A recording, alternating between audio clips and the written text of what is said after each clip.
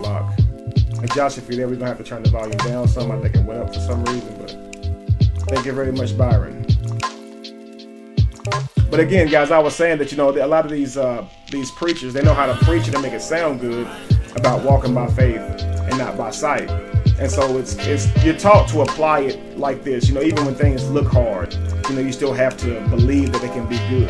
But what it's literally asking you to do is, outside of all the facts, outside of everything that's really blatant in your face, to continue to have your belief in your faith. And that's not a good way to really to accept any belief.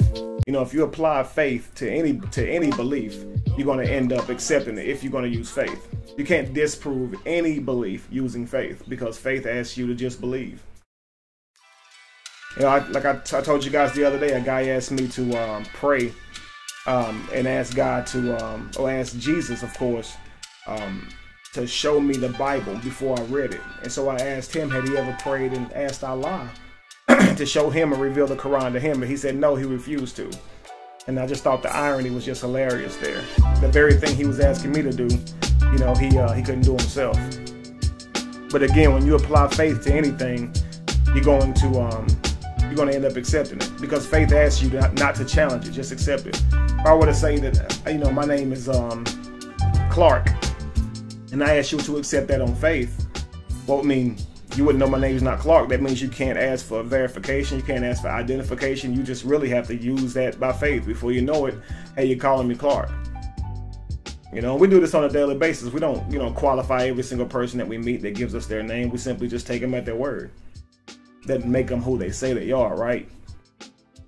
Basically, if someone says, if I say I'm Clark, it's okay if you accept that I'm Clark. You know, I have no real reason to deny that I'm Clark, but if the situation ever presents itself and you discover that I may not be Clark, you should ask for identification. And upon seeing that identification that I'm not Clark, you'd be foolish to continue to believe that I am Clark, right? And that's what walking by faith, not by sight, appears to be. In light of all the evidence, you'd rather choose to believe what your faith has taught you to believe, you know, which wasn't built on evidence of facts. Josh and myself, we talk about this often, though, and one of the things we agree on is people really can't help it. We think how we're raised to think. You see what I'm saying? If you're taught your whole life to attribute everything to a man in the sky, attribute everything that down to luck, you know, or curses, or whatever, good luck, bad luck, or whatever, your brain will automatically work that way. Again, that's what programming means. Doesn't necessarily mean a bad thing, like, hey, you've been programmed, like you're the bad guy. Program just means your way of thinking, your programming, right? So again, if you know, get in a car accident or avoid a car accident, and your brain automatically says that must mean that Jesus is real because, hey, he rescued me from my car accident. Please understand that other people who are raised within that conditioning, that programming as well, on the other side of the planet, they may very well say that Krishna is real because they were, you know, protected from this same type of car accident. You know, that type of logic and reasoning we have to do away with. So this is what we talk about when we say reprogramming ourselves, changing the way we think. And also linking up with people, again, who spark us to think in those different ways. Someone who says some things to make us, you know, challenge the way that we've been taught to think.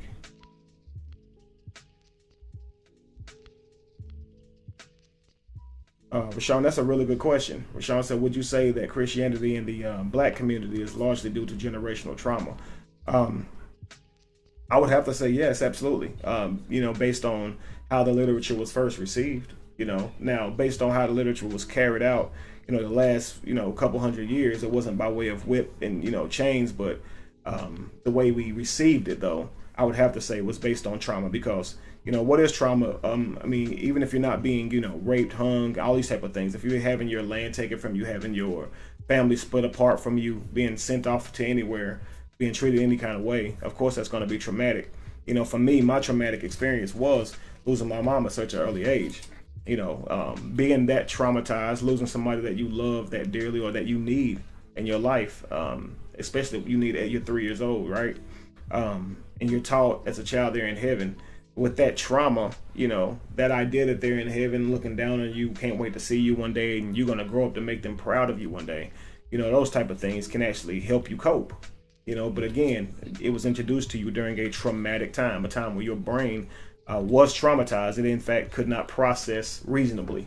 So yeah, you're going to you know, subscribe to certain ideas that you wouldn't normally subscribe to if you were in a clear mind, not a traumatized mind, so to speak.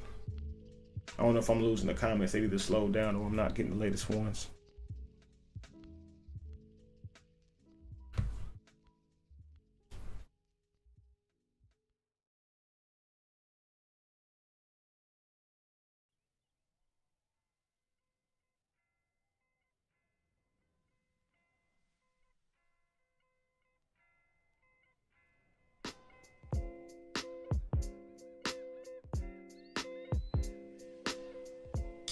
Let's see here. Did you see that, Josh? Someone says the YouTube ended.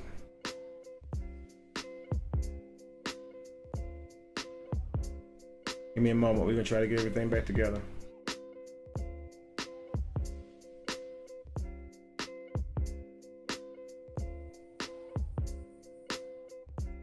Okay, thank you very much, Sean Williams.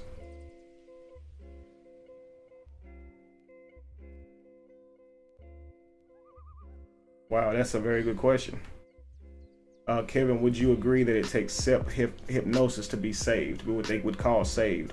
The victim participates in their own deceptions and their own destruction, so to speak.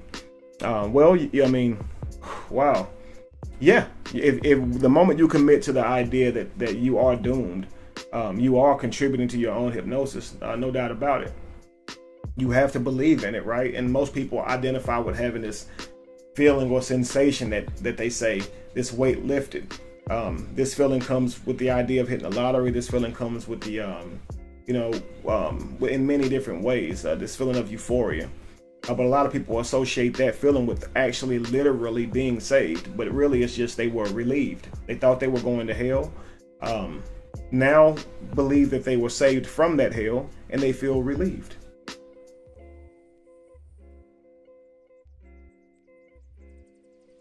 Donation link should be in the information, guys, or the title, I believe, in the post.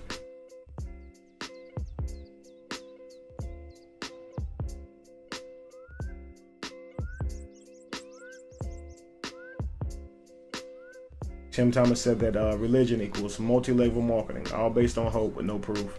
Absolutely. I wouldn't disagree with that at all. I mean, you look at them, I mean, regardless of where they're teaching you that someone, you know, mythological lived and did amazing things, even if it's just kung fu, so to speak, they're still going to have their golden statues. They're still going to have all their things around that what they say gives people hope, but really is that hope? I mean, to look at a statue, it doesn't equal more food in your belly. It doesn't equal a change in your life. It literally just gives you a feeling on the inside that what makes you believe it'll be better the next day. But if that next day's not coming, what's the point? Thank you very much, Philip. Thank you very much, Brian.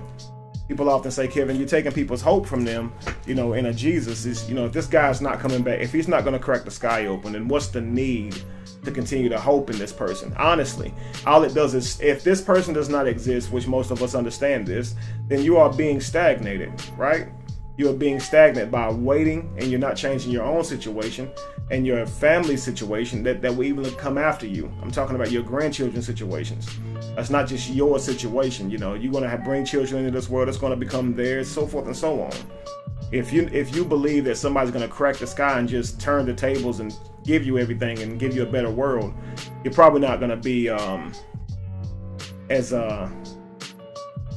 as passionate about changing your world on your own, right? As diligent about doing it. Thank you very much, Southern.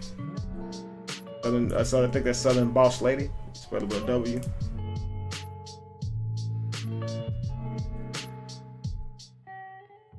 What's up, Cutie Mayor? I see you.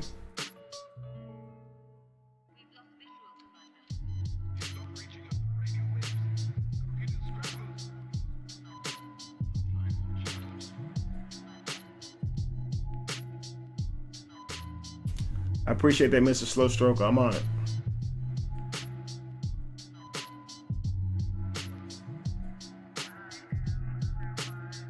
Brian Caldwell says if Christians wanted to really end world hunger, they would have done it, this morning with all that tithe money. I was just talking to someone about that. And I'd like to see a group of enlightened individuals who claim to be enlightened, of course, to actually truly be helping the world, not just building statues and building mosques and temples and churches and all these things, right? Adrian, again, that donated should be in the comments on the YouTube channel or either in the title on Facebook. If not, we'll add it. And thank you very much in advance. Thank you, Terrence. I'm glad to be completely free from religion. Absolutely.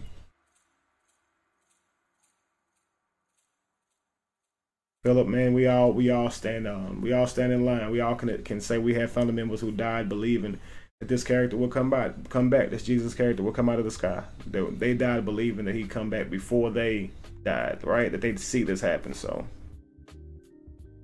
Paulino said, "What's up, Kevin? Watching your videos is enabling me to break away from religion. I thought about things logically. It all made sense." There you go. I understand that's a difficult task as well.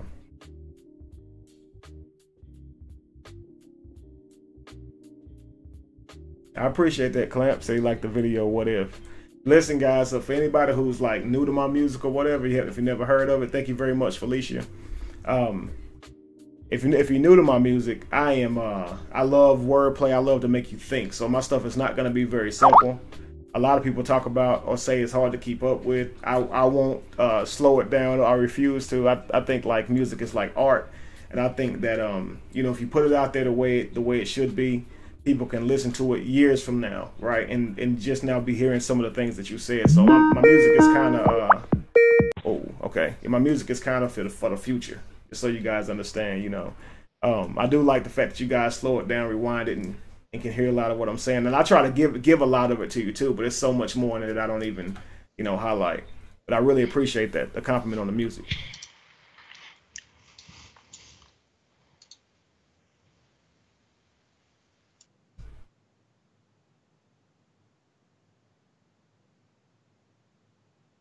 Don said, especially whenever it says that he dwells in temples not made of hands, right? Not in buildings. Well, I have saw all these humongous temples, right? Thank you, Anubis. I appreciate that. Now, Official Young, now he said, I don't believe in religion, but I'm a Christian. And a lot of people do say that. I said that, before I completely walked away from the belief. But, religion, again, is what we understand, guys, is that holds your mind back. A lot of people understand religion as something that you do every day. Like you go to church every Sunday, or you read the Bible, or you enforce a lot of rules. And by this, definition, you're either religious and you can still, keep the characters that you believe in and say, hey, I'm not religious. But the sheer fact that, your God has a name, a gender, a birth date, a dying date, all these type of things, this falls into the line of religion. Not religion as in the aspect of doing things repeatedly, but religion in the aspect of religare. If these things are not factual, there is no need to carry on those beliefs. Now, with all due respect, the literature in the Bible, the literature in the Quran, the Vedas, for that matter, all of them can have things that you can use to become a better person, right? Things about life that you can learn, read and interpret to apply to your life in a positive way. But that by no means it speaks to it actually being a God that actually inspired these books to be written. All right, so there's a couple different ways you can understand the literature. But understanding it as literal is one of the ways that is the way really that we have understood that you should not understand this book or even attempt to. It is not to be taken literal. Wasn't written that way. Wasn't designed that way.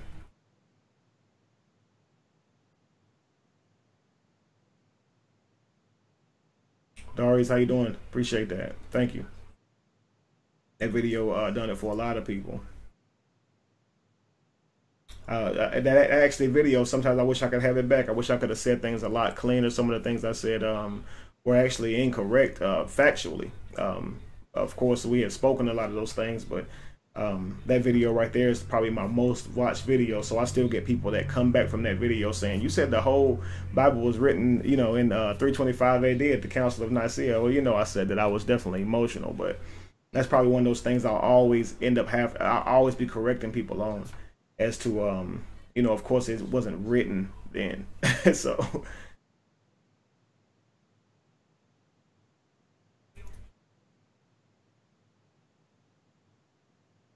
Cool, cool, Alaric. I appreciate that. Hope to see you there.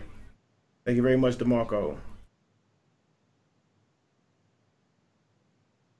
So, guys, I think what we can do, guys, first off, is we can actually just allow you guys to type in where you're from and let you guys see who's close to you guys. If you want to put your city and your state, that'll be cool. And you can see who's close to you guys. So what we're trying to do this show, guys, I don't have a lecture or anything planned or anything to teach you guys. I really wanted to give you guys the opportunity to get to know one another.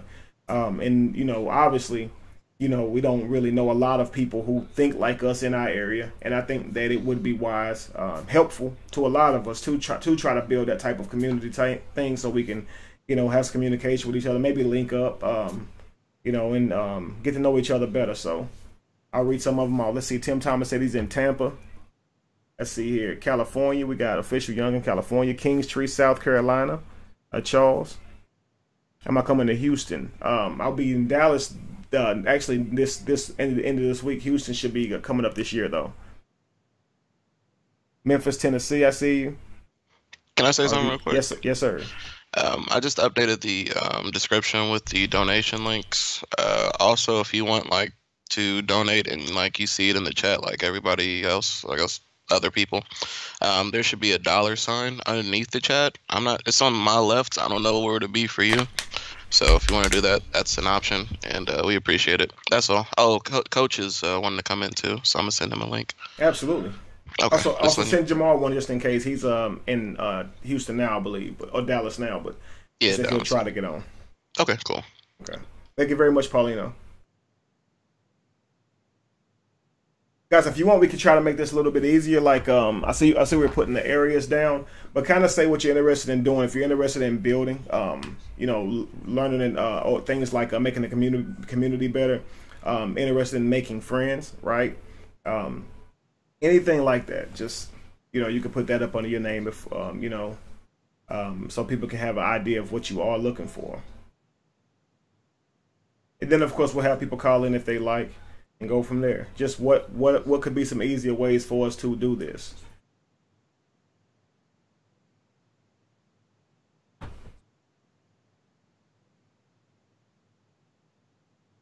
Jacksonville, Florida.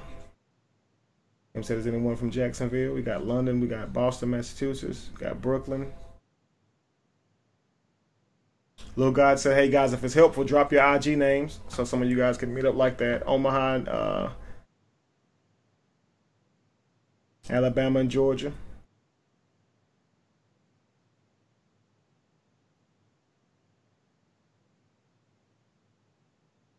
Houston, Texas. Anthony says he's looking for like minds. Guys, trust me, man. A coffee shop, nice little spot that maybe plays some jazz music, a nice little hookah lounge, something like that, to sit up and just rap a little bit, talk a little bit, and just to sit with somebody who you can have a conversation with without offending them, right? Somebody who's interested in, progressing knowledge-wise. Don't always have to, be getting around talking about religion, but what are you learning now? What books are you reading? People who can challenge you to grow. That's what we're looking for. Thank you very much, Charles.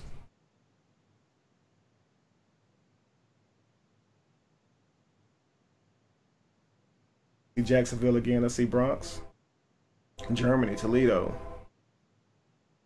Fort Yates, North Dakota, Chicago. Got Lowell.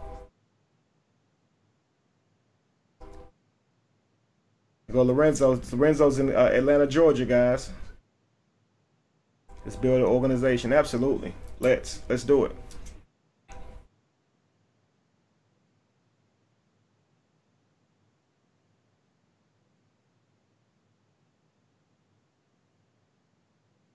I guess we lost our music.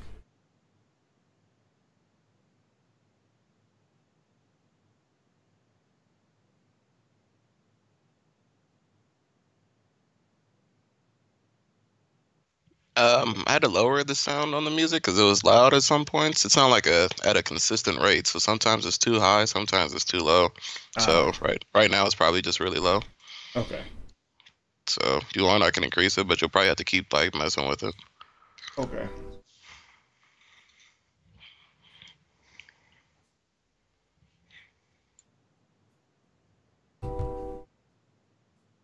I see Charleston. Jamie says she's with that Lorenzo building, I think, in Atlanta. All NYC and Europe people, let's build. Andre.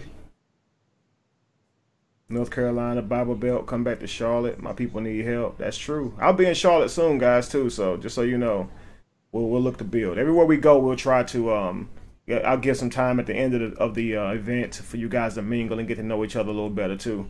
Especially for some of you guys, I know you'll be traveling, a couple hours to get there and things like that. But that's not too far if you, travel and meet up with a few people who are like-minded. So we're really gonna make an effort to do this. Why not?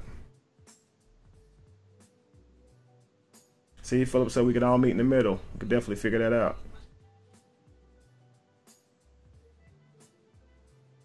How do I prepare my children into transitioning?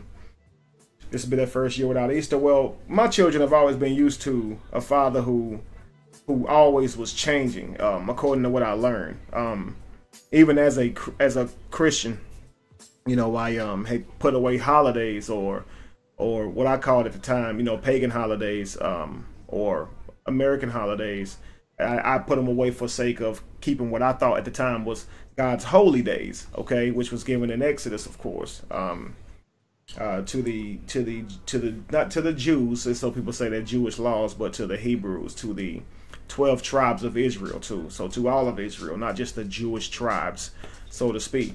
So my children watched us go through that process of putting down Easter, putting down the process of Christmas, all those type of things. So they always watched me really, I guess, kind of dive into information and adjust, so to speak. When it comes to putting down religion, though, really I just teach my kids to think. There's a lot of literature out there that you can get that can, that you can learn to show you that the Bible is not a factual book. But at the end of the day, you don't technically need to, as most people have came to the conclusion that all religions are in fact mythological, and they haven't taken the time to be a scholar in Islam, Hinduism, any of those things. You don't technically need that, but it's good to have, so to speak. But I teach my children to be free thinkers. I think that's the safest way to be. We don't really have the time, a lot of us, to go in and get into all this in-depth research, but we really know how to simply just break down. God's an all-loving God, all-powerful God, and then when you look at the premise of the Bible and you try to weigh the two, it's just impossible. And there's just not enough evidence out there to support such a thing. So I think that's the safest way to be, is just to be a free thinker. Always challenge what somebody tells you, and don't forget to say those two words: prove it. Thank you, Julius.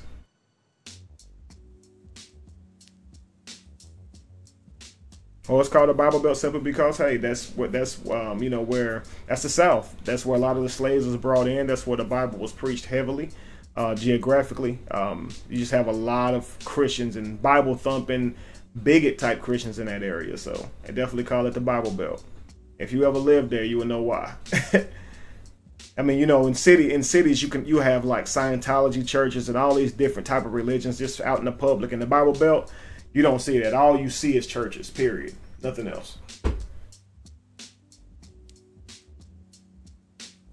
I know shotgun. That's actually hilarious. Easter falls on April Fool's Day. That's a lot of people sharing it around. It's literally hilarious.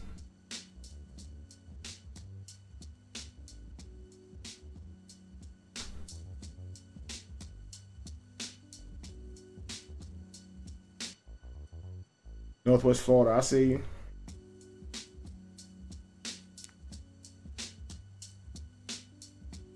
Okay, LaDon, sounds good. Thank you, Adrian, for the donation. I see it, Adrian. Thank you very much for donating to PayPal.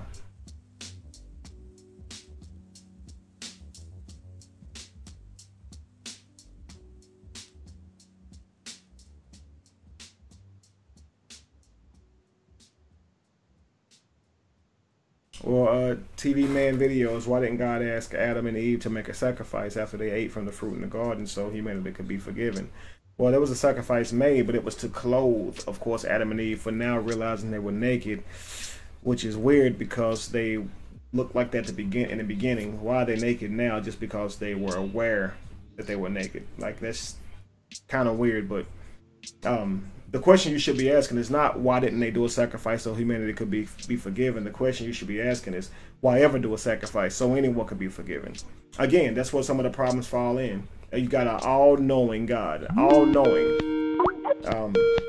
So an all-knowing God would once believe that killing something would mean someone's truly sorry. Now, I want you guys to think about this. A lot of people who are serial killers, you know, and things like that, they start off by hunting animals, right? They start off by killing animals. There are people with lions on their wall. There are people with animals on their walls that they don't eat, right? And they do it for sport. So for an all-knowing God to ever suggest that a person should kill an animal to show that they're sorry is absolutely ridiculous. Killing an animal, or anything for that matter, does not mean that you're sorry, right? And an all-knowing God would know that. So the sheer fact that anything has to die because of something that somebody else did so they can be forgiven is just literally ridiculous. Which is another reason why, you know, I find it really hard or impossible to submit to this type of thinking. Which is why I say, really, the key is all you have to do is be a free thinker. You don't need a source, a source for that, right? Anything. You just simply use your brain. An all-knowing God would believe in sacrifice. It just doesn't sound logical. Even the idea of believing in the ultimate sacrifice, believing that someone died for you, in no way makes you a better person. In no way makes you sorry for what you just did. Literally, your beliefs do not make you a better person. And an all-knowing God would know that. It sounds more like it's humans that put it together for control.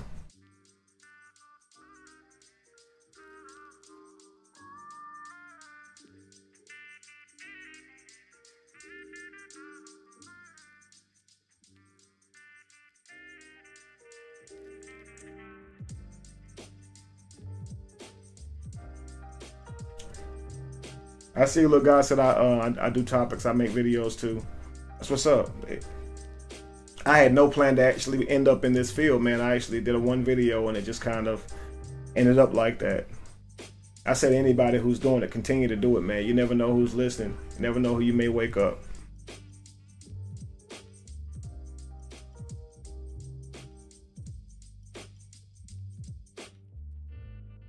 I have not, Jamal Fowler.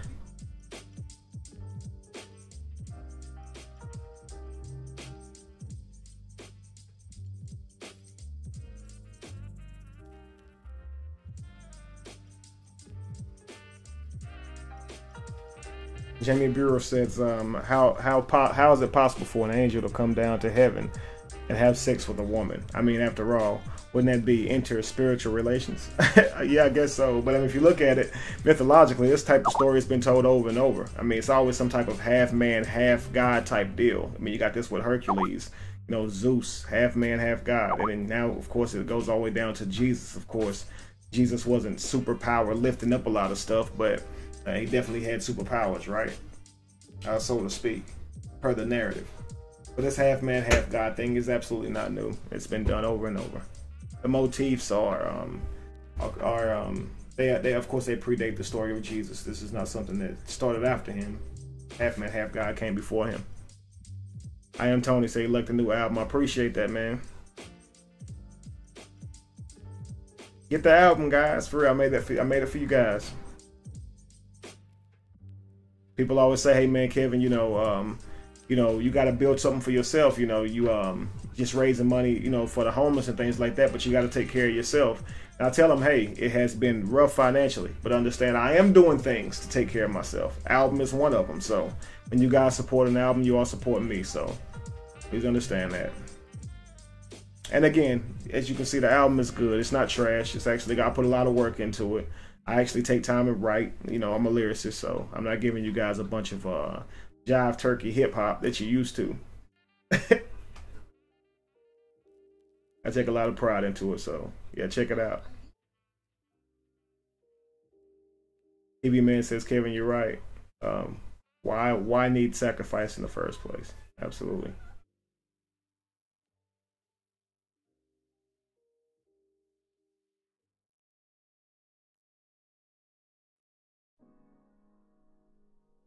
Gamma Wave said, "What about marriage?" Let's see.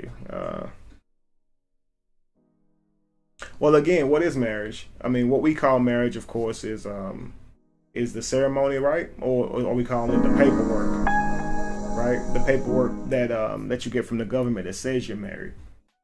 Technically, those things are not needed to have a loving relationship. So, with all due respect, a marriage is not a real thing in terms of something that you must do by way of tradition or court, right? In order to truly love and appreciate one another.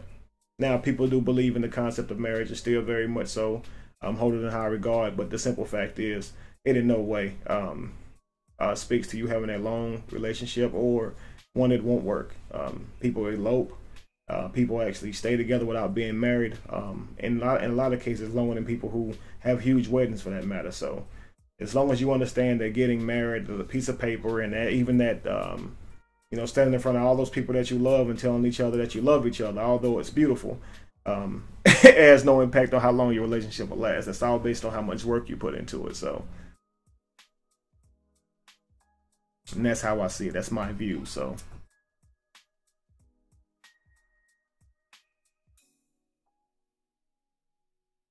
I'm in Ross said, "Will I do a track with Jamal?" Heck yeah, me and Jamal been talking about doing a track together.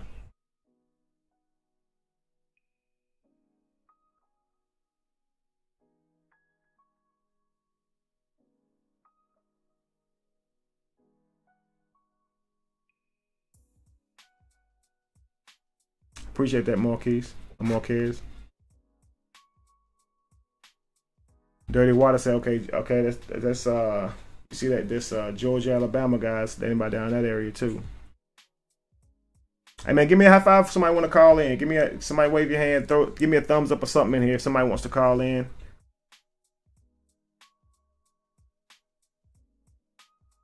I'm actually liking some of the questions, guys. Just having a real relaxed day, guys. Just so any questions or whatever, pop them up and we'll talk.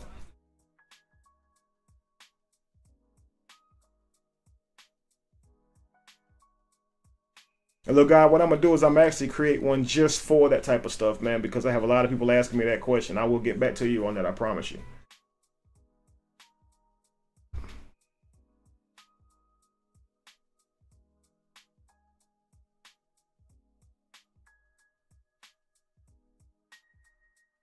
All right, Petrusinelli, you have a good one, man.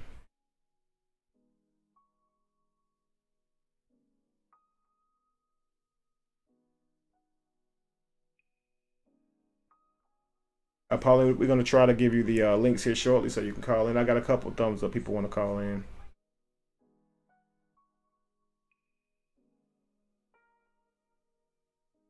Philip said, "Me and my lady been together for 14 years, still not married, 2 kids." I mean, it's true, guys. You don't necessarily need those things. So people run off and get those things, and they realize really quickly that those things don't really mean anything. Right, DeMarco says most marriages do not last. Some Christians divorce rate close to non-Christians. It's right there. It's right there with it. Be honest with you. No substantial. You wouldn't look at the numbers and be able to tell the difference of Christian and non-Christian.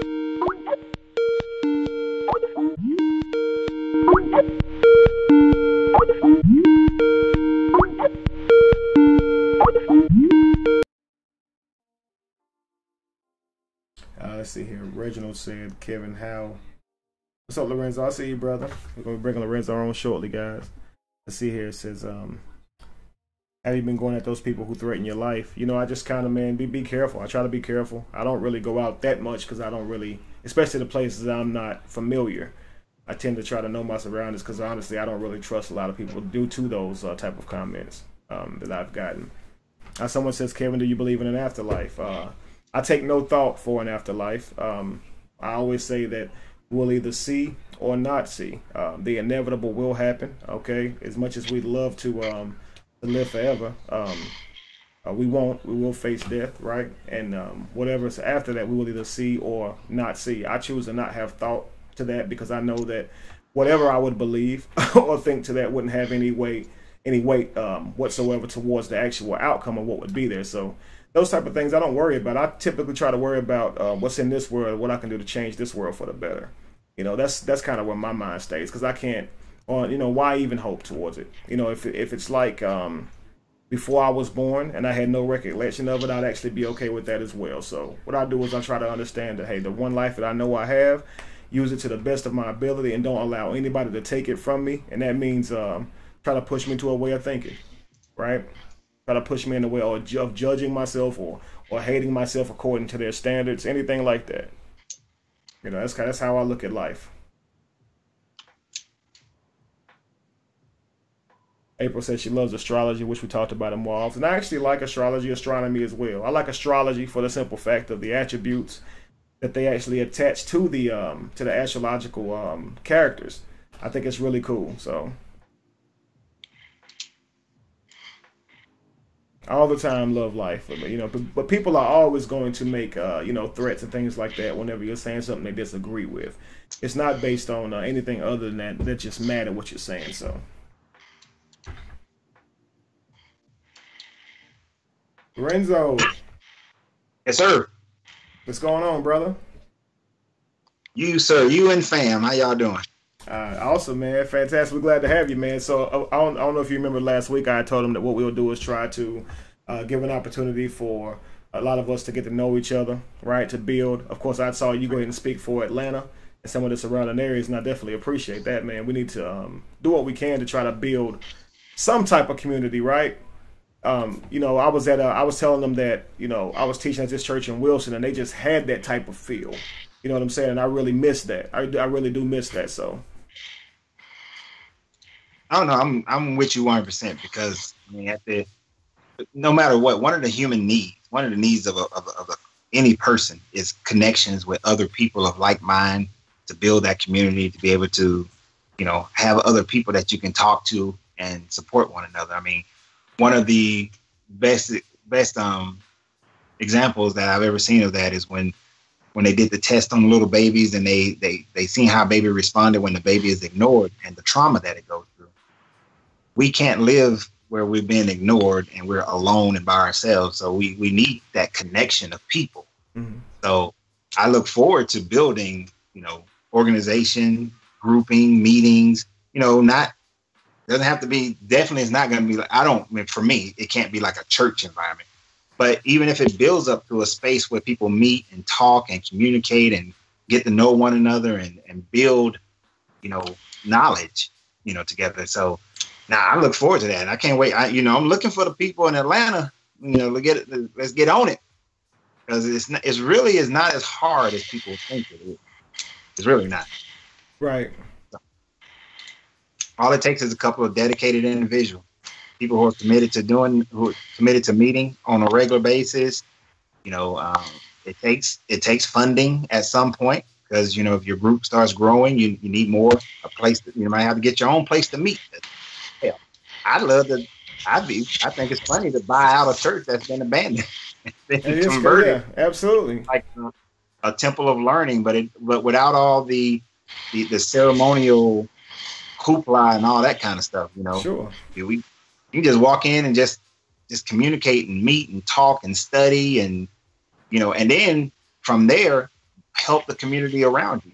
I can't stand when I see they build a big old church and it's surrounded by the hood. You build a mosque and you're surrounded by the hood and yet you're not helping the people in that area.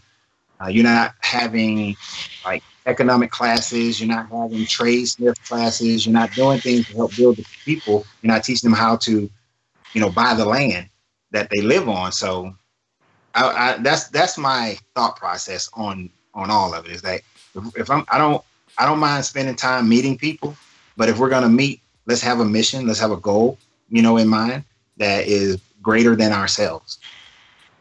And in that way, it also, if we're meeting and we're doing, then other people who are sitting back afraid will feel confident to step in. Absolutely. To come join. And, there was a leadership training that I went to a long time ago when I was in the Marine Corps. And they talked about how, the first leader has to get out there and they usually get ridiculed, i.e. Kevin. Get ridiculed, mm-hmm. Right? And then it is the ones, they stand in alone, but then the ones who come up with them, they're the ones who help generate that momentum. Those first early adapters, those first people to come in to help out and support. And then from that, every other people start to say, it's safe, it's okay. So I think I know we can do that. And there's enough people in certain cities that we can get it done. You know, I met people when I was in Dallas, you know, Maurice and Brittany, and we can get it done. There are people here in Atlanta, you know, we can get it done. Jamie, Linda, we can get it done. You know, there are people in places where we can get started. Even if we just get one, like 3-4 or groups started with 3-4 people, and it builds from there. We just be patient enough to let them grow and to build them and be consistent. So that's right. Simplify. I'm sorry. I saw Simplify on the chat. You know, I had to say something to Charles Simplify right there, you know. Oh, by all means, man, we're just going to relax and chill, man. And while we're talking about all of that, if you see a comment or two that you want to answer a question on, man, let's do it. Man, I think a lot of people, they love to, you know, to ask questions that a lot of times that they're challenged with daily, things that people ask them. So, yeah, feel free. I know you have some really good and interesting perspectives too, Lorenzo. Shondell had said, yeah. Kevin, that was interesting that I didn't exchange one hope of an afterlife for another. I honestly, man, just said I refuse to even think about it. I literally just said, you know, when it comes to reincarnation, that there's a lot more that speaks to the evidence of that than, you know, going to some realm and walking on some gold, right? I thought about how selfish it was to think that my mother would be somewhere waiting on me, right, to return. I thought about how selfish it would be to think my grandmother would be looking back at poor little old me, can't wait on me to die and come and be with her. You know, so those type of things I just thought about and say, you know what? I don't need to have that type of idea. And again, it's due to our programming. If I never lived in an area where I thought for an afterlife was even present, my brain wouldn't even be working to even worry about those type of things. You see what I'm saying? So it's just all based on your programming. I felt that I didn't need to adopt any other belief, and I just didn't. I just said, hey, I refuse. I worry about this life, and that'll be all it is to it. I can't go wrong that way. Yeah, I'm with you. I'm with you to a certain extent on that one. I don't worry about a hell. I don't worry about a heaven. I don't believe that any one of them exists in the way that people of religious backgrounds think about them. So, you know, because, as you know, I study hermetics very deeply in chakras and alchemy. So what I tell people often is that I believe that I do support that there's more evidence of reincarnation, because your energy, your consciousness is going to go somewhere. Now, whether it dissipates to a degree where it's not cohesive enough to carry thought, or it is still solid enough that it reincarnates into, you know, another human being, that's fine too. But I also think, because I look at the law of correspondence of as above, so below, and a lot of people just take as above, so below to think one level up, the current level, and one level down. But to understand as above, so below, truly the law of correspondence, that there are multiple, it teaches that the idea of multiple levels of consciousness. So if your conscious does stay cohesive in thought, then depending upon the power of your mind on this level, your consciousness may go up, may go down. You may exist on a higher plane, you may exist on a lower plane. I'm with you. These are those type of things that I'm saying. So thank you very much, Static Saying. Thank you very much, Paulino. I agree with you, Lorenzo, on that. And that's why I think the world is beautiful, in that we get to say, I just don't know, right? There are things in this world that we just do not understand. And I think those are things to be marveled at, not things to be feared and then run and adopt religion because you fear it. You see what I'm saying? I think that it's amazing that we don't have all the answers, you see. But and if you think about what some of the books say, you know, Jacob's ladder is an esoteric idea of the same thing, of different levels that you climb up and down. You know, it's all angels descending up and down. So, you know, who's to say they didn't stop at certain levels? And it's just an esoteric representation. It's a symbolic representation of the different levels of consciousness. In Islam, you got different levels of heaven, different levels of hell. You know, they teach it, but the thinking part, the esoteric thinking part, is where the people don't do anymore. That part has been taken away, and people aren't allowed to think through situations like that. But at the end of the day, heck, I find out when it's over. But I'm not afraid, though. I hate the thing that people come and say, oh, you're going to be lying on your deathbed and you're going to be afraid. And what's funny about that, it's not funny, but I was discussing that earlier today. You know, I'm planning to do a longer video about this probably tonight or tomorrow. But when my father passed away 2 years ago in 2015, well, so almost 3 years ago, you know, the look on his, because of the conversations he and I had like the weeks leading up, and I knew that he thought the same way I think. The look on his face when he lost his ability to speak wasn't a look of fear of hell or anything like that. You know, the look he had on his face was the same look he had gave me some weeks prior when he was telling me about his major regrets in life, the major things that he regret not doing, not being, not accomplishing. You know, I didn't grow up with him, and that was one of his major regrets, not being there for me and with me. Mm-hmm. You know, not loving as much as he wanted to love, not building the type of company he wanted to build. He regretted those things, and his look when he told me don't live a life of regret, that same look he had then because he regretted was the look he had on his head. So that just and having this fear. Now we have this and recognize that have this life now is all the proof we have. I'm happy to take a minute to pause because your audio is breaking up really badly. Guys, let me know. Could you guys hear Lorenzo clearly, or was that just on my end? It sounded like his audio was breaking up badly, and let me know if mine sounds clear now, please. I don't want anything he's saying to be missed.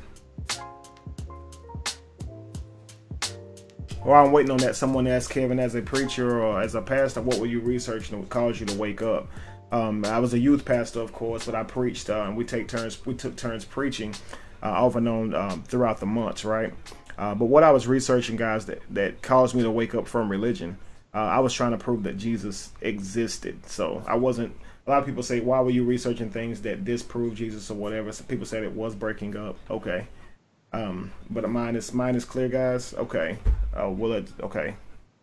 But again, guys, a lot of people say, you know, what were you researching? Why were you researching something that proves Jesus to not be real? Or why were you dabbling in that stuff, as they say, right? No, I was actually trying to prove that Jesus existed. And man, when you do that, when you try to, you know, step outside of the realm of faith into the historical realm, a real realm, right? You're gonna find that your faith and what's real clashes, and it's unsettling, to say the least. Lorenzo, I'm gonna try to let you speak again, see if your voice is clear. I don't know. Is it clear now? You sound good. Sounds good. I mean, I don't know what people heard, what part. I see some of the comments that it seemed like some people understood what I was saying about just not living in fear is the main thing. And since the proof of life that we do have is this life right here, this life right now. What my father wanted me to learn is not to live a life and then die with regret, basically. Mm-hmm. That the look on his face was a look of regret, of not accomplishing and not being the type of person that he wanted to be freely and be it freely. So, I mean, I don't have a fear of death. If I got to come back and repeat this thing, I'll find out. If that's what I got to do, then I got to do it. Hopefully I'm more conscious about it from the beginning, you know, but whatever the next level of existence is, it is. But if there's not, then there's not, and it won't matter. But what I don't believe is that there is some hell tormented place, some place of, you know, where you're just being burned alive for the rest of your life and tormented, or whether there's some kind of hell loop that you're in or whatever it may be. That kind of nonsense only came about because religious people wanted power over other people. So I refused to accept it. And it took a while to get out of it. You know, you have moments when you mm-hmm. first start reading it, but eventually if you keep, you know, for me, it was about meditating and it was about studying and then just observing the world and people and nature, observing nature. That was like, the birds don't worry about heaven or hell, so why should I? Right? So why should I? So I don't. I like that. The birds don't worry about hell, right? And again, you do not see this in nature, you know, animals and stuff running around wondering where they go when they die. Just not something that's in their thought pattern, as far as we know. No, exactly. I mean, dolphins don't do it. The monkeys and apes don't do it, and they supposed to be pretty smart. So hey, I'm not. They have community. I'm not worried about it either. You know, I actually stand in agreement with you, Coach. When it's all said and done, if I'm aware of my passing, right? If I go slowly to where I'm laying at, I know I'm about to die, something like that. You know, I would say this. If I would say this, I would be more accepting of whatever may be coming, right? In terms of, is Anubis gonna show up and guide me to Sirius, right? Am I going to reincarnate, go somewhere else? I mean, all these other beliefs, and things like that, ideas.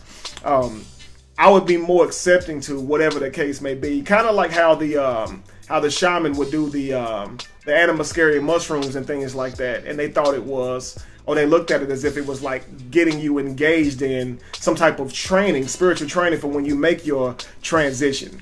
And of course, if any of you have ever tried any of these products, LSD, I don't hate to say LSD, but animascaria mushrooms and the things that they do to your brain. Lorenzo like to say LSD. But if you ever tried any of these things, you actually can speak to a lot of what they do. And so a lot of it is like, if something like that is what's waiting, I'm more accepting of that versus where a person who is thinking that their God is going to be waiting for them and they don't see that person, they're probably going to be really afraid, pending there's an afterlife, of course, and that you're conscious of it. You can imagine, waiting to see Jesus and you don't see Jesus at all, right? You're seeing something totally different outside of anything you could ever imagine. What would you do in that situation? You'd have to imagine the fear that someone would be experiencing, thinking that they would witness something else, Thank you, Jeffrey. Our minds are so powerful, right? I mean, they are so incredibly powerful that I don't doubt that whatever your deepest belief is of where you're going to go and end up is exactly where you're going to go and end up. That is the one thing that I would say for anybody. If your deepest, and I mean real belief, because, a lot of people say they believe this and they say they believe that and they go do this, they participate in this ritual, that ritual. But there's a deeper thought that you have. And I think if your conscience stays cohesive, I believe that's the reality that you create. And I'm saying that because, all right, so I'm not going to profess anything specifically, but I've tried natural, what do they call? Hallucinogens or what, like the animascara, right? I've tried the natural products that work like animascara. And the thing about it is that the place that I went, I know logically and in my brain, the place that I went was the consciousness of my brain creating it, right? But it was as real as it was. Like, I went back to my past. Well, one of the places I went back to was my past when I was a little kid, right? And I was talking to myself, as me as an adult talking to the little kid. I know, and I know Kevin already knows this guy, so, he's not strange to it. But I know that it was when I was there, I could touch the tree, I could touch the cement, I smelled the air. Everything was as real during those moments of my consciousness, of that state, as they were when I was that little kid playing in my grandparents' backyard. So I know your mind unchained is incredibly powerful. So if a person is so believing that they're going to reincarnate, I'm like, okay. If somebody is so fearful of hell, I'm like, that's probably where you're going to go. Even though you profess your religion, you're so fearful of hell, you're going to go where your fear is. And if I'm wrong, then it don't really matter. But I mean, truthfully though, man, like you're saying, the brain is actually very powerful and more powerful than most people give it credit for. Give it credit for. Like, we've all had dreams to where, there was a person in your dream.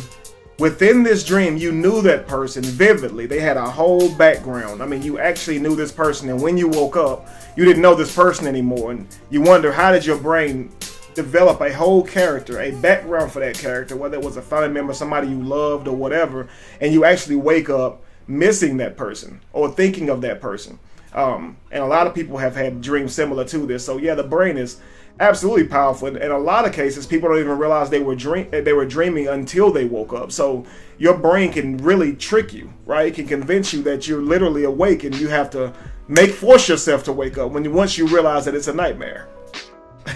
You're so right about that. And I mean, I meditate constantly, and I've been in meditative state and I consciously went into the meditative state, and it became the world that was created was just as real as this material world that we exist in. And then, like you're saying, I also play around with lucid dreaming, where, and lucid dreaming is where you can dream and you kind of control the dream. So if things don't happen the way you want them to, I've done it to the point where if things aren't happening the way I want it to, I've basically rewind it a little bit and then change it the way I want to change it. Right. But when I'm in those dreams and I know that I'm dreaming, the dream is still, it's real, it's palatable. You know what I'm saying? So it's an amazing thing. Your brain is just so very powerful.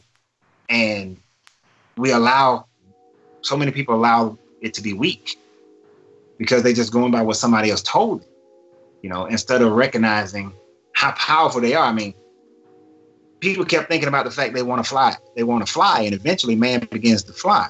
We want to sail across on some boats made out of metal, and eventually we figure out a way to do it. We manifest whatever it is that we really want, as long as we believe in it. We believe in it strong enough. But we give into so many of those things, and we just people want to cast stuff away and not even really think about it. So I don't think we're trading in one belief for another, other than just realizing that we're just powerful. We are incredibly powerful, more powerful than we believe that we are.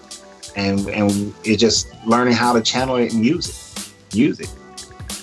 That would be something I would regret. If I live my life and don't truly come to a full understanding of the power of my brain, the power of my energy, my being. That would piss me off and make me come back here and do it again. So y'all see me again if I can't figure it out. I like that. I wanted to say, I Am Love said every time I meditate before going to sleep, I have nightmares. I'd say, I don't know exactly. Do you meditate typically because you feel stressed? A lot of people, they don't meditate until they feel stressed and they're trying to release the day off of them, right? And then sometimes the stress of actually entering into a meditating state can cause you to have nightmares as well. A lot of people sit there and they struggle so hard to do this thing called meditating. They overcomplicate it, and often, more times than not, they do end up having nightmares. That's due to the stress. Nightmares are a lot of times just your body's way of, I guess, communicating with you. A lot of times, man, if you dream a lot, consider taking up some classes on symbolic understanding, like for instance, there was a dream I kept having where I was on a bicycle, and the bicycle I couldn't ride the bicycle, even though I can ride a bicycle in real life. And I ended up looking up what that could possibly mean. And it said that I needed balance, of course. That the fact that I could not balance this bicycle in this dream speaks to that I may actually need balance in my actual life. Now, and it doesn't mean that it's necessarily true, but it's so you can interpret it and maybe apply it to your life in some way. So to I Am Love, I would just say consider the actual mood that you're in whenever you try to meditate. I don't know, Lorenzo meditates often. What would you say, Lorenzo? I'd agree with you 100%. Actually, because everything you just said is so funny because it brought to me one of my she's still a client. One of my former clients, I would say, for the most part. Mainly, she's a former client because I've sent her to somebody who's even more intelligent than I am on a certain area. But when I was first working with her, that was her problem. She was trying to be perfect in her meditation. It was like, I got to make sure I have my candles. I got to make sure my candle's over here. I got to have this incense. And it was a whole bunch of I got to haves in order to meditate. And if she didn't have anything, she would be so upset that her meditation would be just filled with stress. And then she would go to sleep stressed, right? But then she started, she learned how to relax. She learned, I had her start listening to a bunch of cephalagios and things like that and binaural beats. And she began to learn to relax. And then she stopped having the nightmares and she was able to just dream. Now, I'm pretty good at dream interpretation, but her dreams needed more of a shaman. So I sent her to a guy I know who's a shaman from like the Aztec kind of native. Mm-hmm. But once she's been seeing him for like the last 8-9 months. And, you know, she hasn't had a nightmare since, right? Because she's learned how to relax within it. And like, I've had people who were insomniacs, and I taught them how to meditate. And what's funny, this is funny to me. Them jokers always say, you know, I'm trying to do the meditation. I'm trying to go through the whole thing, but then I fall asleep and then I wake up in the morning. Like, yeah, because it's working. Right. You know, you yeah, still yeah. working. You still working. But, you know, they did have some bad dreams. I was like, you're dreaming poorly. Your bad dreams because you're so focused on trying to get this thing right. You're bringing a negative energy into what you're trying to create positive. You know, so you have to just let it go. Just find that peace, that inner peace about the thing. Just, you know, focus on whatever you want to focus on, or focus on nothing at all. Focus on your breath, on hearing yourself breathe. True. You know, and not, I got to breathe correctly, but just focus on your breath, how it works, what's going on, the airflow coming in, the airflow going out. You know, and then as you get better, then start focusing in on, you know, things you want to manifest in, like peace or love or whatever it is. Then, you know, and start doing that, and you'll see your stress levels will start to decrease drastically. I mean, there's a young lady, her shoulders were like, they were like bricks up here, right? Like when I first met her, they were like solid bricks.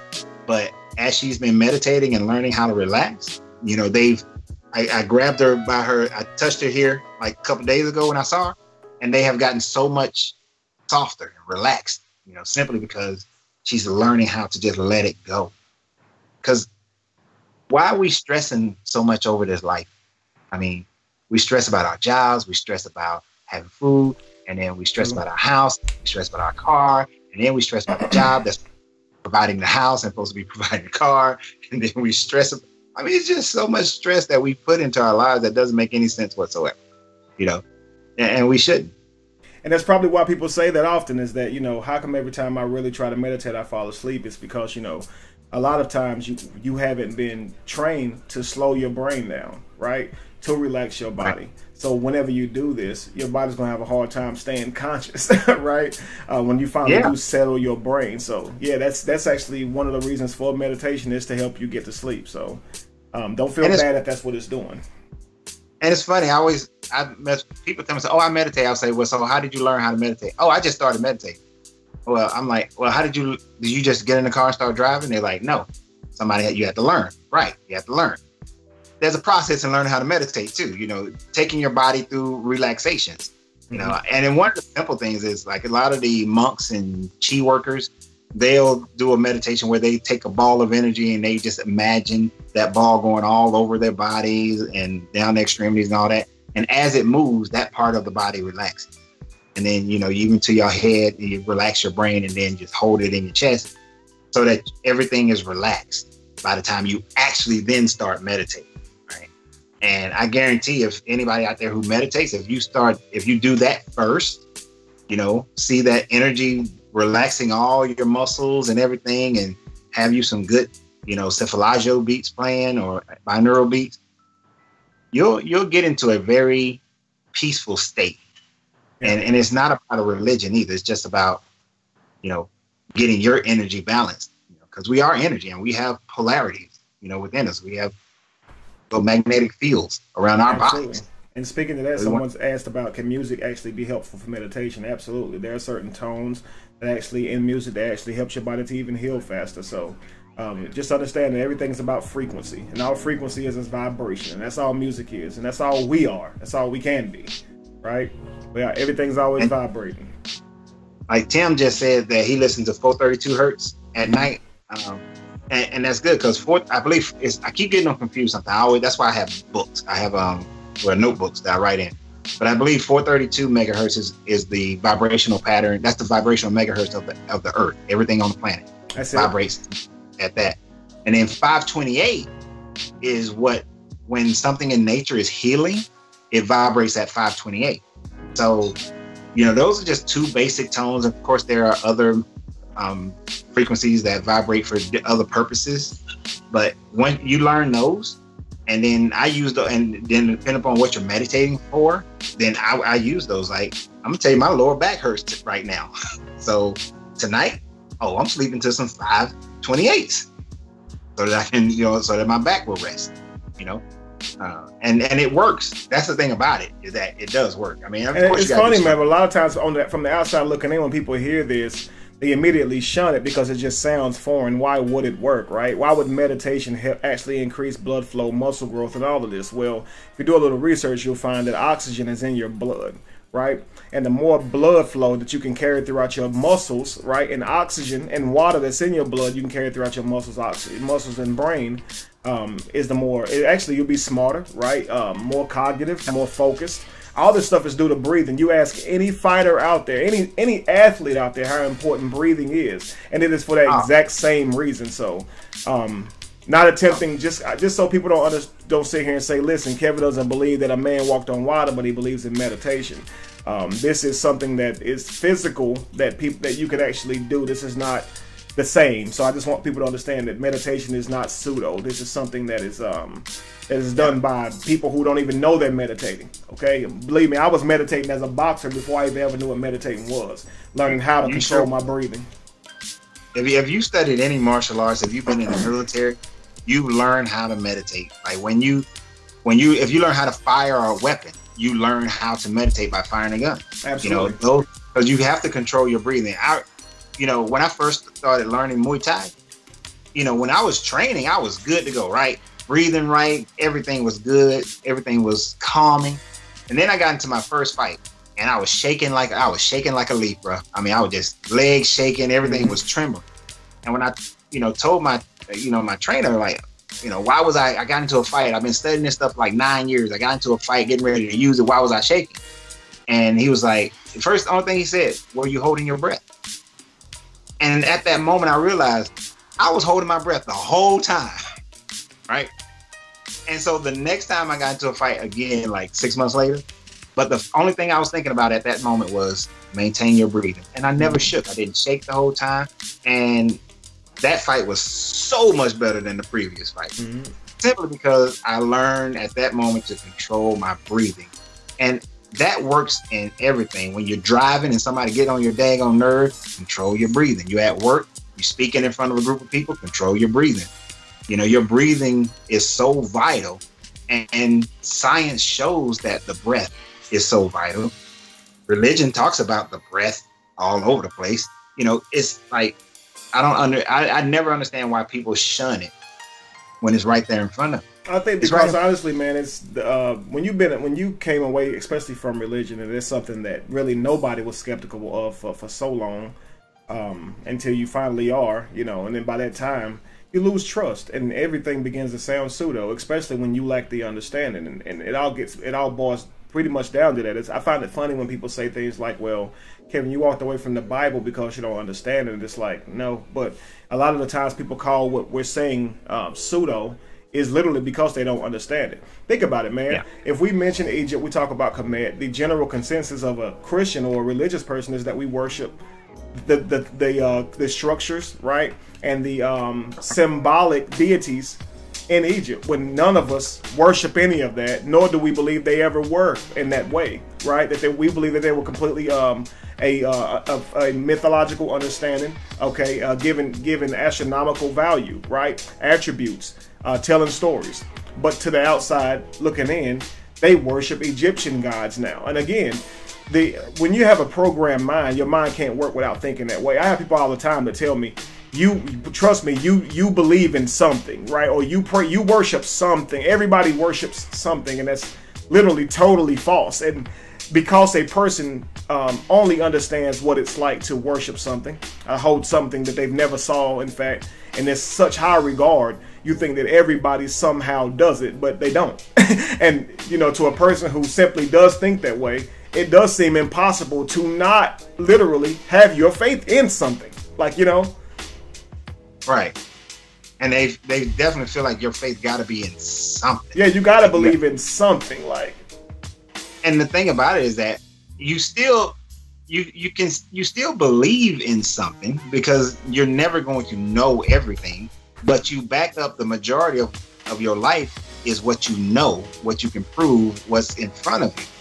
I mean, and sometimes people have to come to that understanding that, look, I don't need to believe in your version of heaven, hell, God, devil, Jesus, Muhammad, Allah, whatever, in order for me to look at nature and say that something intelligent probably did design all this. You know, I don't. But even if not, perfect is a thing. It ain't a perfect example, but like this weekend, I was at this training program Saturday morning, and this guy, he saw me wearing the Ankh, and he was like, he's devout. I know the guy, and he's devoutly Christian. He was like, "What do you know about that Ankh?" Right, and I looked at him, and I was like, "Well, I know a lot, but I don't want to tell you anything that you may not know that'll offend you." And I just said, everlasting life. How about that? He was like, all right. You say there's some more. I said, yeah, but did you ever think about the Ankh representing the everlasting life and the breath of sex transmutation? And completely threw him off. Right. So then we spent about 10 minutes talking about breathing, transmuting your sexual energy, allowing you to last longer and better, and sharing and connecting to your mate. Oh. This joker done called me like 6-7 times since then. Because where he wouldn't want to talk to me for months on end that I've known him, now he's opened up. Now he want to understand all this. Now he's understanding breath and everything. So his belief now has shifted. His belief is now, oh, I can believe in that, because in one of the conversations there was another guy who I had talked to like about a year ago about the same thing, and when that guy heard us talking, he was like, yeah, you know, Lorenzo taught me that a year ago, and man, things have like changed, and things are exciting and great, and my life is better. Now he wants to believe because somebody else has said that, yeah, I did it, I followed what he said, and now all my stuff is good to go too. So now he wants to do it as well. So belief, really, somebody else validates it, I believe in it. I do it myself, I believe in it. So we still have beliefs in everything.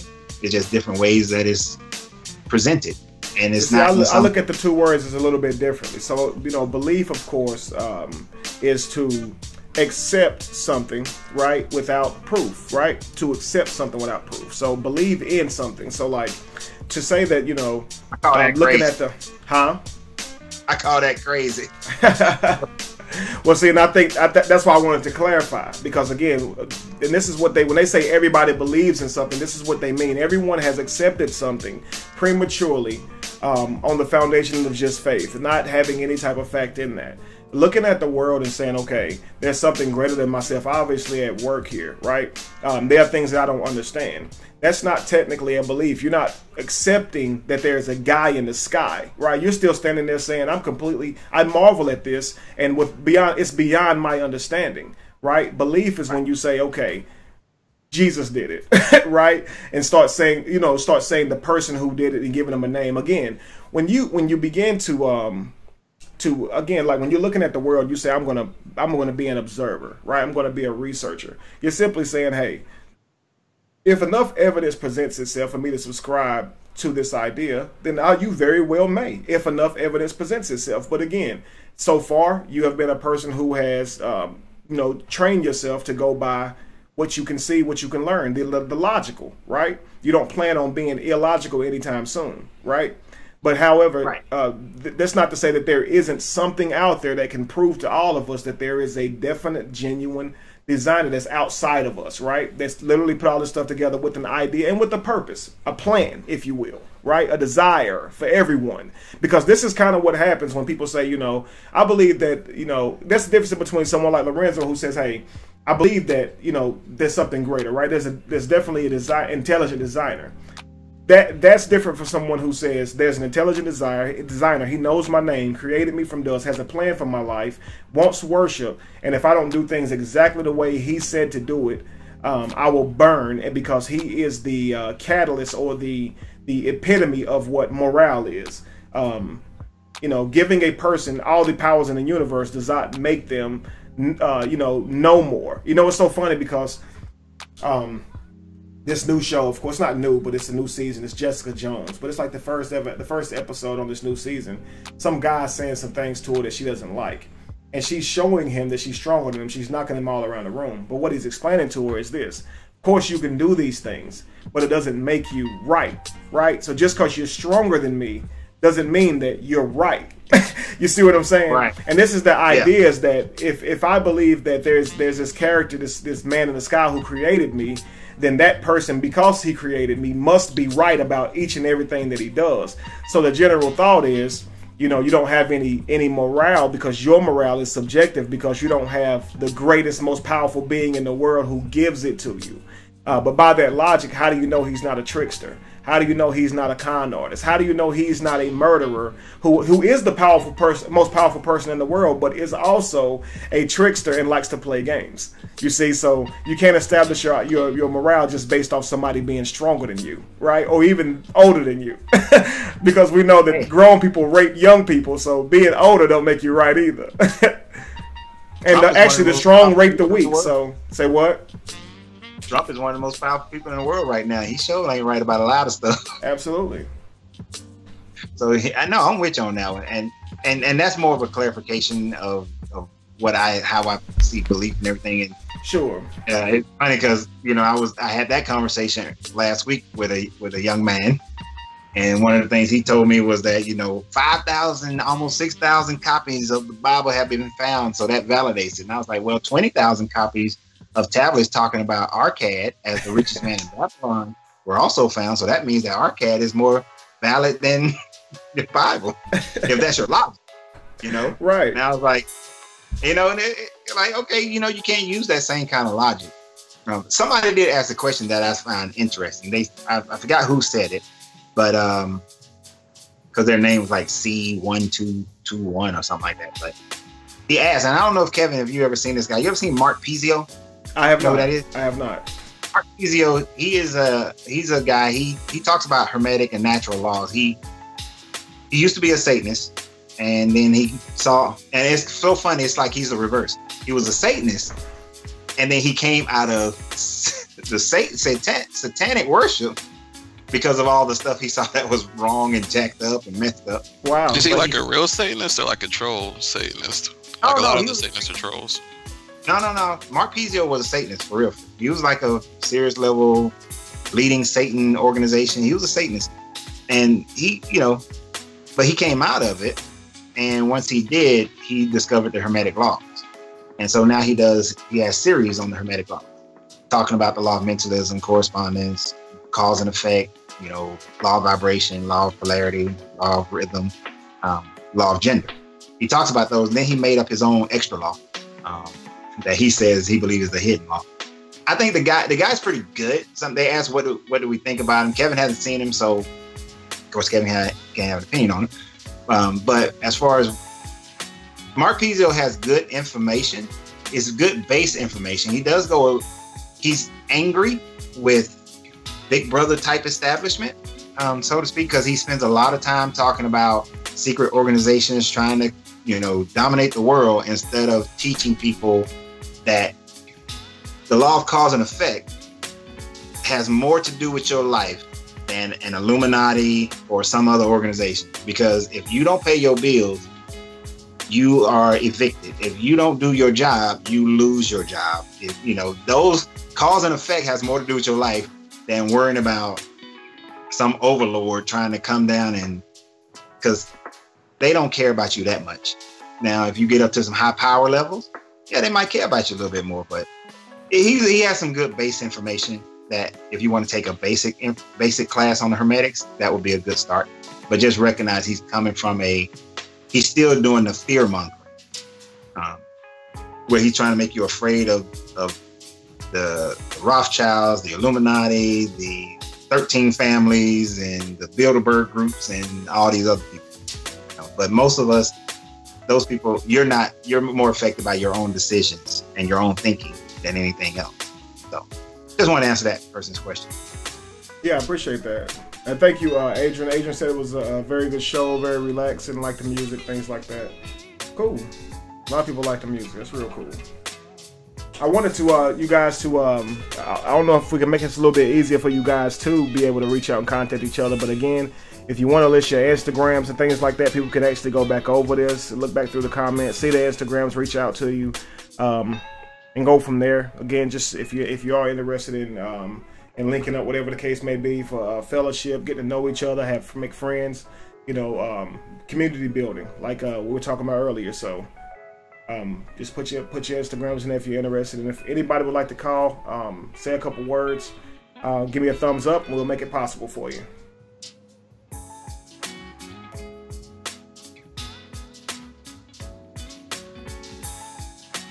Coach, some people were asking what's some ways people could get into, I guess, meditation. Like, what are some quick ways, like an average on-the-go newbie could get into meditation? Well, one of the, I hate to sound kind of crazy, but I would say just start, really. I mean, just initially go to YouTube.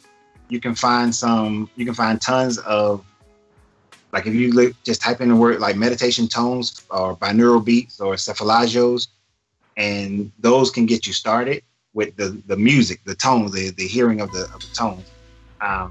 There are some self-guided meditations out there that, I mean, because I've only done one, so I'm not going to tell you to go to my page because you're only just going to find one. But there are people who've done guided meditations. Now, stay away from those ones that are like, here's a meditation to attract money to your life. Leave them alone. That's somebody trying to get some views.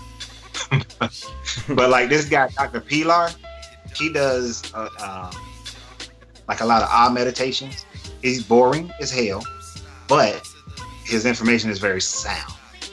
So, because you can read books and everything, but just sit down quietly.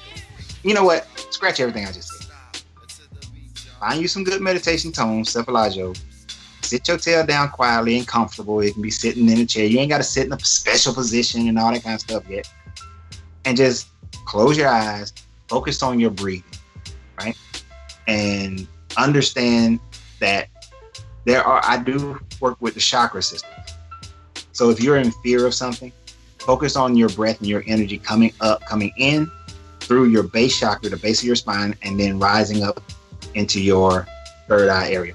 And just breathe it in and then just let it out. And just learn how to breathe in and let it out.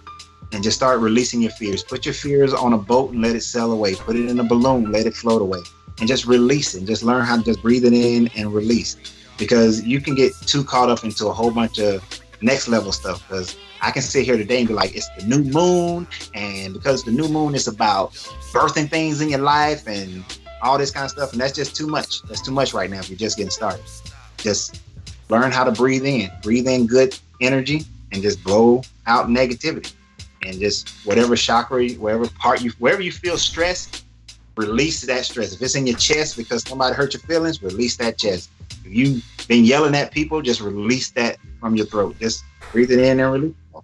And before I forget, I want to say shout out to Rochelle Starks. DJ asked me to give his wife a shout out, so shout out to Rochelle Starks. There you go. I wanted to remember it left the screen, and I said, let me try to hold on to that one. So, learn about meditate, listen to Alan Watts. Okay, there's a lot of other people out here, guys, on the subject that can actually give you a lot of information as well. Alan Watts was before his time, man. Alan Watts that joker was on some deep stuff. I listen to him probably every day. I have a couple of videos of his. Well, I listen to some video of his almost every day. Dawn asks, who would I suggest you check out for a first-time meditation? No one. Don't check out anybody. Just turn on some meditation and sit there and just breathe. I actually agree, man. Like they say, don't learn bad habits and things like that. Yeah. It's kind of like the best thing to do is for you to be on your own in the beginning. Put just like you said, get some relaxing music to help you go within your mind, settle your mind. But in terms of having someone guide you, you'll be focused so much on what they're saying and what they're doing, it's just gonna frustrate you. You're not gonna be able to do it. It's kind of like you have to do it your way, right? You're not gonna be able to meditate like someone else and reach. Yeah. Thank you very much, Tim. I can't do Dr. Pilar because his voice is so boring to me. But I just know his information is good. See? But his voice bores me to death. And there's this other guy, he smacks the whole time he talks, but his info is good, so I can't do it. Mm-hmm. So just start by yourself and just quiet, man. Just quiet and just breathe. And you could be sitting at your desk and just take a moment and just focus on your breath. True. I saw someone say they were going to call in. Did we get him a link? Not sure. I see somebody sitting in the dark. Okay. That's I think we got Andre Boyce and Jacob Berman. Okay. Welcome in. I don't know who joined first, so. I think I see. I see Jacob sitting there. How you doing, Jacob? Maybe you can't hear me. That's Jacob in the dark. Yeah. Andre, are you there? Well, they're here, but I don't know. Maybe they can't hear us. Jacob, can you hear? Even if you can't hear us on Skype, he's got to hear us on like the actual feed. So I don't know. I don't know. I'm not gonna be stressed about it. No, I'm here. I'm muting my mic. Okay. That's Andre. Let Jacob go first. Okay. He might not be able to hear, so you may as well just go ahead, Andre. All right. That's cool. Hey, what up, Josh and Kev and Renz? What's good with y'all? What's up, Andre? How's everything? Chilling. Kev, I showed Josh this video, I think earlier this week. I don't know if he showed you of this this pastor in Philadelphia going in on the so-called. Can anybody hear me? Yeah. Oh boy. Yes, I Jacob. can't hear you guys. Oh. They can hear him? We can hear him, but I don't think he can hear us. Nah, Jacob. Yeah, if you can't hear, I don't know what I'm talking in here for. Let me go ahead and get him like situated, like off here. You go ahead, Andre. All right. So Kev, right? It was this. I don't know if Josh showed you the video. I sent it to Josh so he could send it to you. Okay. One of my good friends who I grew up in the church with, right? So he posted this video, says, "Church folk and conscious community, please watch." So it was this laid off looking black thought dude from Philadelphia. He's a pastor, and he was talking about how they call us the conscious community, how we are so pseudo in all of our attributes, right? So he just starts naming all yeah. Right? I remember now. Right. So he starts naming, the Septuagint, obviously. And then he says the Septuagint, the Torah, and then he says the Sumerian Pentateuch. And that's when I almost fell out my chair. Because I said to my man Chucky, Sumerian Pentateuch is an anachronism, because you're talking about different time, different culture, different people. There's no such thing as a Sumerian Pentateuch. Now, of course, they added it into these doctrines to make it seem like Moses existed and Abraham existed, right? It's the link between Moses and Abraham. But to say Sumerian Pentateuch, first of all, Pentateuch is a Greek word, so how can it be Sumerian Pentateuch? And you know what my friend said to me? He said, "Andre, it can't be an anachronism because it's divine." And that's when I just erased it. And that's when I erased my comments, and I just said to Josh, I said, "Yo, show this to your man Kev, man." Man, I'm about to check that out. That's crazy. Listen, he started off like me and Josh was talking about. He started off all calm. Then he went and got his coffee, and he went in on us. Now, this is why I really called, though. He said he's going to bring comprehensive proof that Christianity is the one and true religion. Now, I said to myself, if you are going to bring something comprehensive that has not been brought out from BC all the way to AD, I said you are a true, because he says everything we say. Now, I don't know if Josh told you, but I think he took a shot at you, because he said this picklehead dude on YouTube. I did send it to him, but Kevin is familiar with this unnamed person, so it's not anything we haven't heard before. Oh, okay, so he's familiar with the dude. All right. Maybe. What's his name? It's okay. I think I know his last name is Mason. And, yeah. I do know that is. Yeah, I do. Yeah, because they're about to have a big debate on Sinetta's channel about Sinetta's bringing like Jamar teacher, Jabari, and a few other dudes is going to go against this guy, and he was saying him and that picklehead dude on YouTube answering questions, and I was just like, yo, man. But to say, like I said, the Sumerian Pentateuch thing just proves it. It's just like, you call us pseudo, But you just said one of the biggest anachronisms, because Sumar and Egypt, you know, there's archaeologists that say Sumar came before Egypt. There's archaeologists that say Egypt came before Sumar. Mm-hmm. But we all know that both of them preceded the Greeks. Absolutely. You know what I'm saying?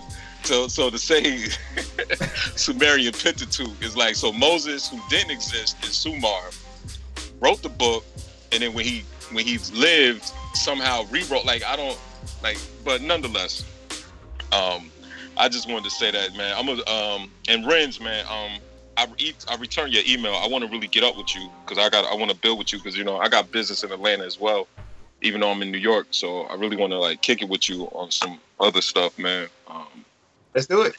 And yeah, man. And Kev, I showed Josh the shirt that I want to give you as well. I actually want to do a show with you on your platform with it. And even though my brand is a full brand, it's just this one shirt that's very controversial. And the thing is, I want, like, if anyone who buys this shirt while watching the show or come to me like, I want to give to your organization to help feed, you know what I'm saying? Yes, sir. Give some of the proceeds, like, for every joint we sell, because it's a very bold statement what I'm talking about on this shirt.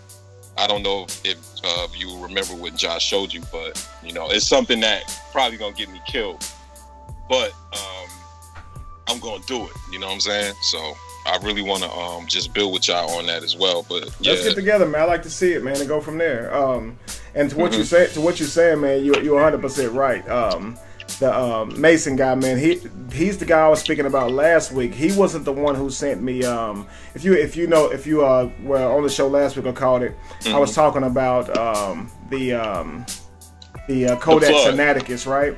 Yeah. Right, but I was talking about the Codex Sinaiticus, of course, and how you're not going to find an older, complete Hebrew text in that Codex Sinaiticus. Right. Okay, right. so Eric Mason, his friend was the one who sent me the Elephantine Papyri and said, you know, to read that for proof that, you know, that Hebrew was older than Greek. But all that I learned from it was that, you know, Yahweh had a wife, you know.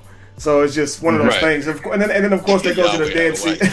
And they go to the Dead Sea Scrolls, of course. And it's funny, you know, they don't even really let people look at that. But there's a guy named John M. Allegro who actually was a researcher for 14 years on the Dead Sea Scrolls, who says it's all about mushrooms. Literally talks about you know, Jesus the character being represented by mushrooms, just as I've done a whole show on showing how mushrooms has had an effect on our history and our myths as well.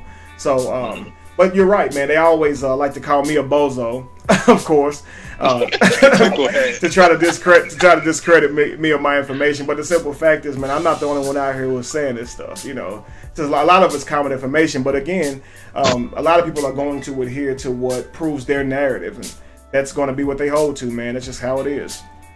Right. Yeah, real quick, and too, like, this is something I want to talk to Renz about as well, because he's been in Germany, right? So, you know, one thing I get mad at these alleged Christian scholars or these people who read these books, right? You know, I'm a firm believer. I have a nice saying. There's only two people that really believe in like that type of religious doctrine. Andre, hold on a sec. Somebody's echoing. Whoever just joined, if you could put the feed on mute, please. Not sure who it is. That's it. Sorry, Andre. Go ahead. Oh, that's cool. Let me try to make it quiet. So I don't want to keep the calls later. But like with Renz, like, he's been in Germany. Like, he's been in all over the world. Similar to I was lucky enough to do that as well. And see, the thing is like, when you speak to a lot of black Christians, right? See, they don't understand something. It's like, as soon as you leave the United States of America, it's going to dawn on you, like, these people don't really do Jesus. You understand where I'm coming from? Like, not on that level that we do. And I say that to say this, like a lot of people don't realize, like, I'm not trying to give the Greeks like the holy grail of information. No, we know that they took from the Phoenicia, Canaans, and Kemet, right? Absolutely. But at the end of the day, if we're speaking English, we're speaking the bastard language of Greek. Absolutely. So when a Christian comes to you and say, well, Jesus spoke Aramaic, I say, well, spell Aramaic. Well, it's A-R. I said, how many vowels is in it? Well, who created the vowels? The Greeks, the alphabet. So at the end of the day, you can't keep saying these languages kind of preceded the actual Greek, right? That's why all of your original texts are Greek words. Septuagint, which is 70, Pentateuch, 5 books. You understand where I'm coming from? So that's why, like I want to say to Renz is like, and I try to show people how if English is the bastard son of Dutch, Dutch is the bastard son of German, German is the bastard son of Greek, right? And then there's a little stem that comes out of that, which is Hebrew.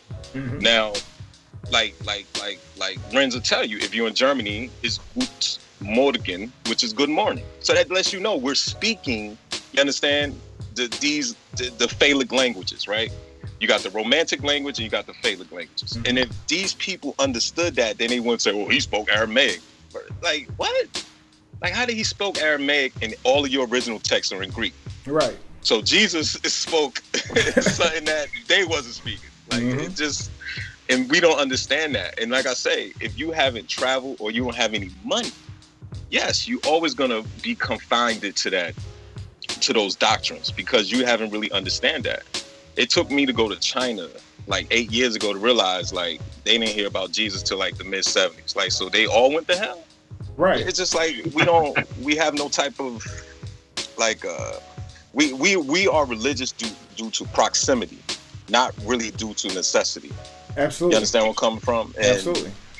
And that's, you know, and that's all, man. You know, like and that's why I want to, anyone who's from Germany, I've seen a few people from Germany and the UK, like I'm going to be back over there, man. And I want to do like photo shoots with real people wearing my, like real, like conscious people wearing my clothes over there. So I'm going to put my Instagram back in the chat. So y'all follow me, I'll follow back and we could just build. But you know what I'm saying? Yeah, like it's crazy. Like when you talk to people and they have this lack of understanding, like, listen, y'all, like if you don't speak, that's why I want to tell your man who Mason, like, if you don't tell me about the Septuagint if you don't speak Greek. Like, right. What are we talking about? Like, you know what I'm saying? It doesn't matter. You know, if you don't even go past Josephus before you get to say, like, don't tell me about that. You're not well read. Like, right. You know, but that's about it. No, but I mean, listen, man, you're 100% right though. Yeah. I mean, again, when I sit here and watch it, because there's a guy now who is trying to correct me on my statement of the Codex Sinaiticus is the oldest complete form of the Bible, right? And of course, he's saying that of course I should learn Greek before I make that claim. But my whole thing is while I watch him do his I guess his excerpt or whatever, I'm sitting here thinking in my mind, to think that an intellectual God, right, who he believes is all-knowing, would use literature when we clearly see the problems with it right now, even in his own video, of trying to tell people how to understand Koine Greek and how to relate it over here and how to go here and get this. And, you know, like, to think that a God would give literature, understanding that it would be this hard to understand. You see? And it's like to think this person is wise. It's literally not smart, right? To give a bunch of people all these books. And to this day, we're still trying to make sense of them. And you almost got to be willing and have time to put years of work in to be able to make sense of them. You know, a God would have known that's a problem. And it seems that every single one of these religions have gods that thought literature was a good idea. You see what I'm saying? It kind of goes synonymous with man creating literature, not a God actually inspiring it. Right. And at the end of the day, if this so-called deity existed, it would at least give you a date for the most important person in the world, which is his son. You don't even have a date. Right. And then we anytime you want to discuss anything with a Hebrew Israelite or an actual Christian, I just say, give me a date. Don't tell me AD, because if you know it's Anno Domini, it has nothing to do with after death. Right. And if you go to Latin Italy, they'll tell you year of our Lord. Exactly. You know what I'm saying? And this stuff is common knowledge that we refuse to learn. It's common knowledge. And if you go to like the original libraries in London and see BC, it says before Common Era. They're not going to say before Christ. They don't have a date. This man had the biggest fish fry in the world, and we don't have a date for him. You know what I'm saying? Like, how do we explain a man who turned water into wine, but you don't have a date for him? This man had the biggest fish fry in the world. You don't have a date for him. Absolutely. Like, it doesn't make sense to me. He walked on water, but we do not have a date of his birth. The person was supposed to be an intelligent rabbi, right, ahead of his time. He's the son of the person who knows everything, and he didn't even write about himself. That alone should be glaring signs that this person never existed, that he never wrote anything down. I mean, not even writing his narrative. I'm not even saying that he should write, a Wikipedia dialogue about himself. But this dude never even took notes. You see what I'm saying? On anything, a grocery list, no nothing. Never wrote anything down. It's just. And if you notice, it's the same thing in most of these, in the other part of the triangle with the Islam. If you notice, Muhammad never wrote anything. He was illiterate. Right, absolutely. He didn't document anything. You understand? But then they have a magical book of him called the Hadith, which doesn't make sense because he was illiterate. Right. But then they'll tell you, well, so Christ had disciples, but Muhammad had these scholars who would write everything on these leaves and these material, and that's how it's like, like I said, we're religious to the proximity. Like me and you, I say the same thing you always say. If I go to Afghanistan, I dare one of you to tell them that Muhammad is not the one and only prophet. Off with your head. Mm-hmm. Off with your head. So how can I tell you, how can we believe in this one entity? Because this is what I tell people all the time. This planet, I think Lorenzo probably know more than I do. I don't even know the actual circumference of the world. But this huge circumference of a globe, right? So you telling me Jesus, if he existed, or any of these prophets, probably walked no more than 1,500 mile radius, the Levant region, correct? So the lower Mediterranean, Levant region.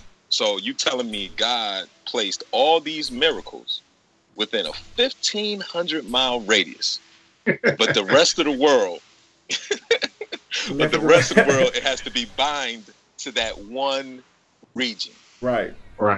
So it wasn't a guy sitting in the mountains of China who got a word from God. It was only these group of people in a 1,500 mile radius who were slaying lambs and following the law, statutes, and commandments. It's just like, all right.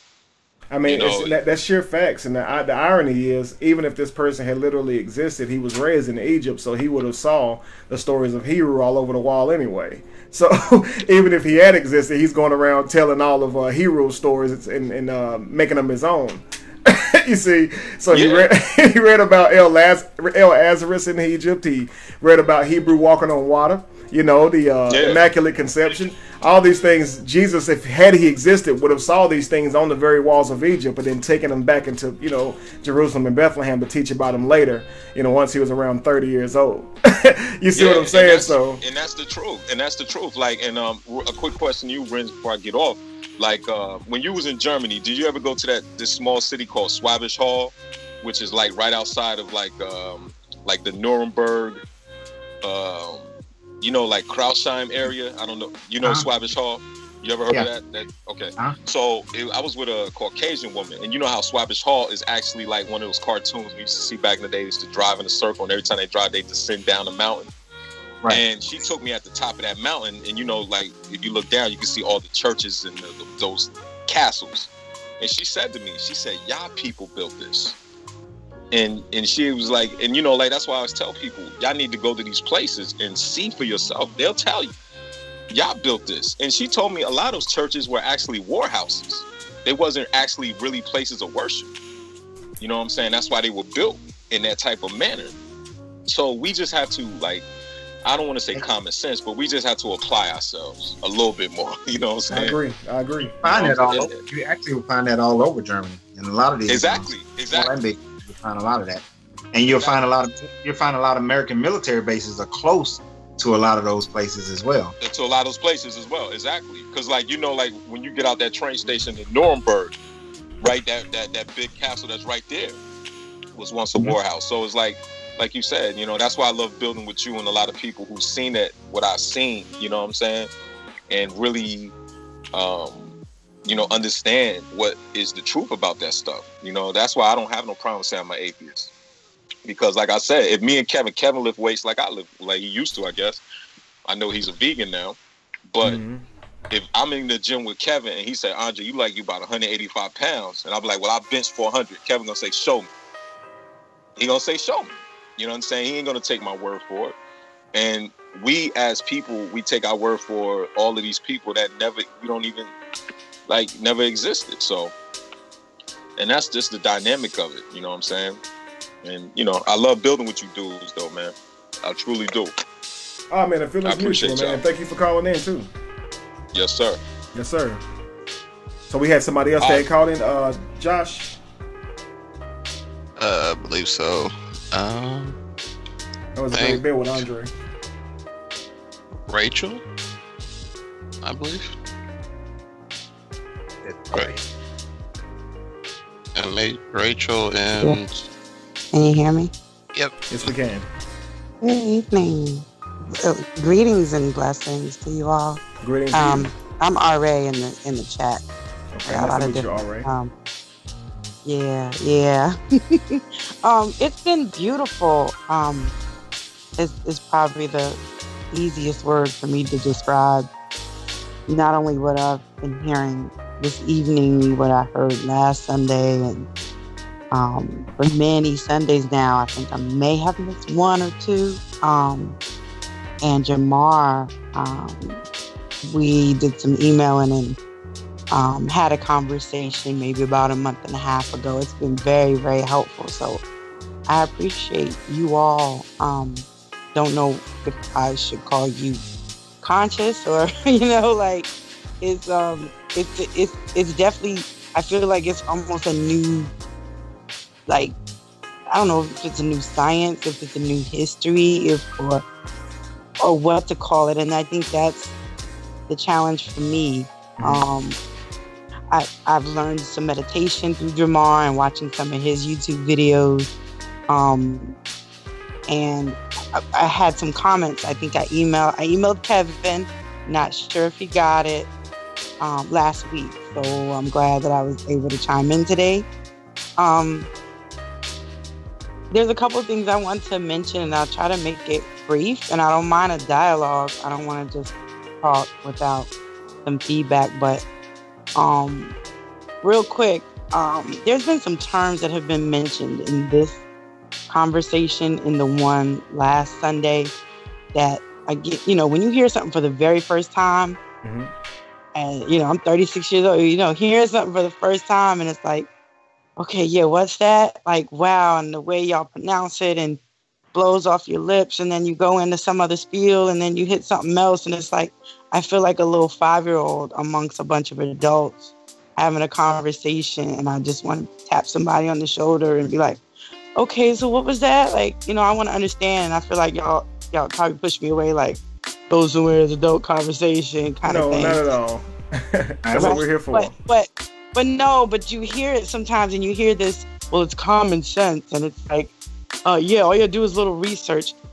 I have several degrees. I've done nothing but research the majority of my adult life. I spent over 12 years outside of K through 12. And in all that research, I've learned more with you all in the last couple of months about myself and who I am and my history and the truth than I have in any of those books. And 2 of the institutions of the 7 that I attended were HBCUs. So the information is not readily available. Most of my growth came from Pastor Ray Hagen, and it's only because I had 15 years in Christianity. Going over to Pastor Ray Hagen and listening to some of his sermons, where he's got a lot of references and things that really, again, not to take away from what you all are doing, but I need to be able to follow along, or, if I'm having that childlike new, learning something new, I need some baby food, I can't ready for the steak. So a lot of Ray Hagen's, sermons, especially Christianity versus African consciousness, was very helpful. And actually, I think was the key that brought me from Christianity into, something else. And again, what that new thing is, I'm not even sure of. Also getting the ISIS papers, which I've had, I think about a year now, by Dr. Frances Cress Welsing. She's 3rd generation doctor. 25 papers that she's written from 1969 till it got published in 91. And she's published, her theory of color confrontation and white supremacy, racism. That theory hasn't been refuted. Most of what she's written hasn't been refuted. It's not mainstream by any means. And it's a very technical read, but it helped, you know, with a lot of the interpretation and a lot of helping unlock keys for me. Because as you're listening to information, whether it was Kevin, you know, and his channel here, or if you're listening on Facebook or anything else, you know, you hear it and you're like, well, you know, it is new. I never heard that before. Is it real? You know, and you try to dig and you try to find, honestly, and again, I'm digressing a little bit. I probably heard some information that could have unlocked me maybe about 10, 15 years ago. Mm-hmm. But because there wasn't much to back it up, it wasn't like, you know, go to these 5 texts, you know, written by these people, or it wasn't something that I could go in for myself and digest. You know, this is back before, you know, real YouTube and Facebook like that. This is when mainstream media was still controlling, you know, propaganda and what's out here. So, you know, I was stuck in Christianity back then, and there was a couple things that dinged in that said, hey, you know, there might be some falsehood to this and that, but there was nothing to grab hold to. I'm saying all that to say, if there's any way, and the t-shirts are good, the businesses are good that people have, the places you can go in New York or wherever. I'm in Virginia. You know, all these things are great. It's like if somebody could somewhere like try to do something similar to what Anthony Bowder did, you know, and even his small book. He did a book called Egypt on the Potomac. And he was very intentional with, I'm going to give you everything out of DC that came from Egypt. And I'm going to back it up. Like, you know what I mean? And it's such a good book. And it's such a good, you know, so when he lectures, he goes places and lectures. He's been doing digs in Egypt. Him and his daughter's been doing digs, I think almost 30 years now, like 20-some years, or, you know, whatever. He's been going back and forth, and he's one of the only African Americans out there doing it. So it's like, what he's done is he's taken and he's produced something that can be accepted as fact or reference. So that's really what I'm trying to get to. Like, some of these terms, some of you guys may have heard and been using for 5 or 10 years now. It's just know that you got like babies that want to understand. Do you have any of those terms like off the top of your head that you can think of? All right, let me see. When y'all was telling the stories last week, and you were comparing the Noah story to the 2 or 3 other Noah stories that came before, like, okay, I'd have to go back into your 4-hour long video and remember like the names of them and things like that, like the epic of Gilgamesh. It was just 2 hours. We made sure. It's just 2 hours. No, but here's the thing. It can seem overwhelming whenever you're hearing new words and new things like that. You know, even today, like when Andre was talking about, you know, Septuagint, he actually spoke of 2 that actually means 70. It was supposedly drawn up, I believe, in 72 days. Hence the name. So when you actually like hear Septuagint, but then you hear the actual meaning of what that means, 70 is supposed to be drawn up in 72 days, you kind of get the name of it, and it's not as overwhelming when you kind of understand it that way. And I agree with what you said. I believe a lot of us agree with what you said about Ray Hagins and his particular style of teaching, especially when if you are walking away from Christianity. He is very good at getting the information out there. Of course, I was trying to prove that guy wrong and could not, of course. He is absolutely amazing. So I tell people, of course, make sure you listen to guys like him.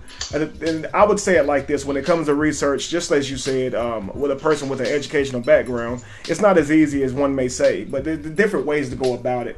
One way of, like you said, is listening to people like Ray Hagins, who has experienced more, who has done more research than, frankly, you don't have time to do, and myself don't have time to do, and then research behind those gentlemen. You also had a guy, Satek Hiru here, who's also said that he could actually send you some books. So that's another way of doing research and things like that. But I can say that research itself can seem overwhelming, to say the least, if you don't know what you're trying to research. And this is why you should always expose yourself to other people who have done this information, who or research this information before you or even longer than you. And again, you're going to always be hearing words that's going to be new to you. But look at those things as good, because it's good to always be putting yourself in front of new information and be evolving and learning. You know, if so many times, you know, we spent our life in Christianity and we was really good in learning biblical character names and things like that. So it's not really anything different per se. It's when you hear these words and things like again, Epic of Gilgamesh, Ashtahasis, and things of that nature. Yeah, definitely just look them up and try to bring some understanding to them, because that's the part that's overwhelming. You just don't really know exactly what they are. Absolutely. And then to piggyback off that, like you were saying, so then there's certain stories that were done. Y'all were just talking about this a couple moments ago. In something in Greek, when that's not the first language. The language before that was this language, and then that language, and then so that was a whole path that I wasn't expecting. You know, the caller right before me was just like, okay, so then this language and that language is like, wait a minute. For someone who enjoys this type of thing, yeah, it's overwhelming. I can imagine someone. I mean, maybe I shouldn't say average intellect, but someone who did go to college, or someone who's like just trying to dip their toe in, it's like it could be so overwhelming that it pushes somebody away. So I guess maybe what could be helpful, like I read the Chicken Soup for the Soul series. You know, I would read sometimes the Dummies series, you know, and what they did was they took, you know, really complicated type stuff and they tried to put it in a fashion, or, you know, display it in a way, make it palatable for different people at different levels. So, you know, maybe it's an idea for someone in the chat room. Maybe it's something that comes together later. But it's like Dr. Francis Cresswell saying that book, when I give people or I talk to people and they get that book and they spend some time with it, it unlocks so many mysteries. It takes the framework and allows you to see the framework of white supremacy, racism in things like religion and, you know, work environments and stuff like that. And so it's like literally everybody's giving me a piece of something that helps, you know, is unlocking my consciousness, you know, is getting me to the next level. So it's like, but everybody, again, maybe babies right now or 5-year-olds, you know, trying to digest what all these adults in the room are saying.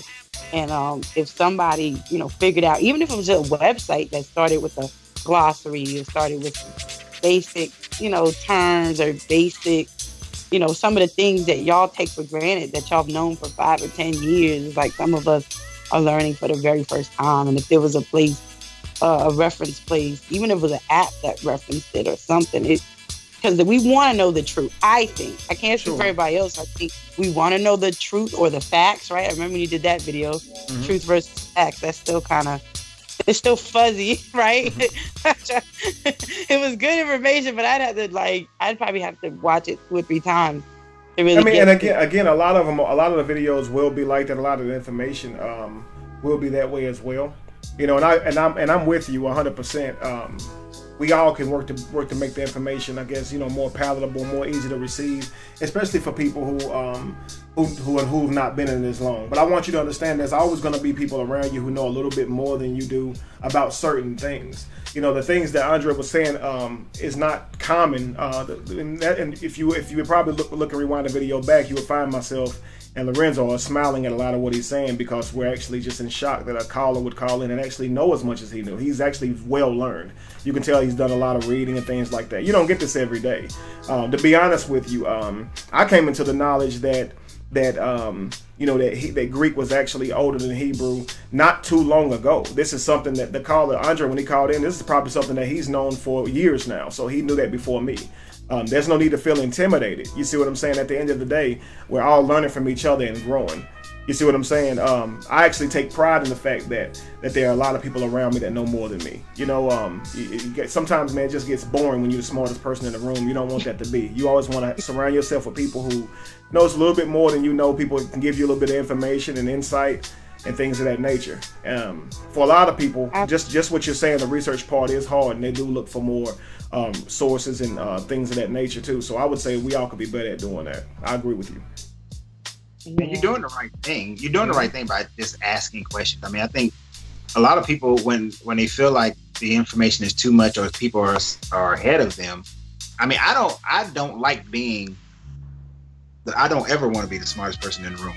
You know, I need to be in a position where I have to learn. Like, the people around me are forcing me to learn more. But I can understand how intimidating it can be when people are just speaking and it seems like it's just floating so far above your head that you just can't catch up.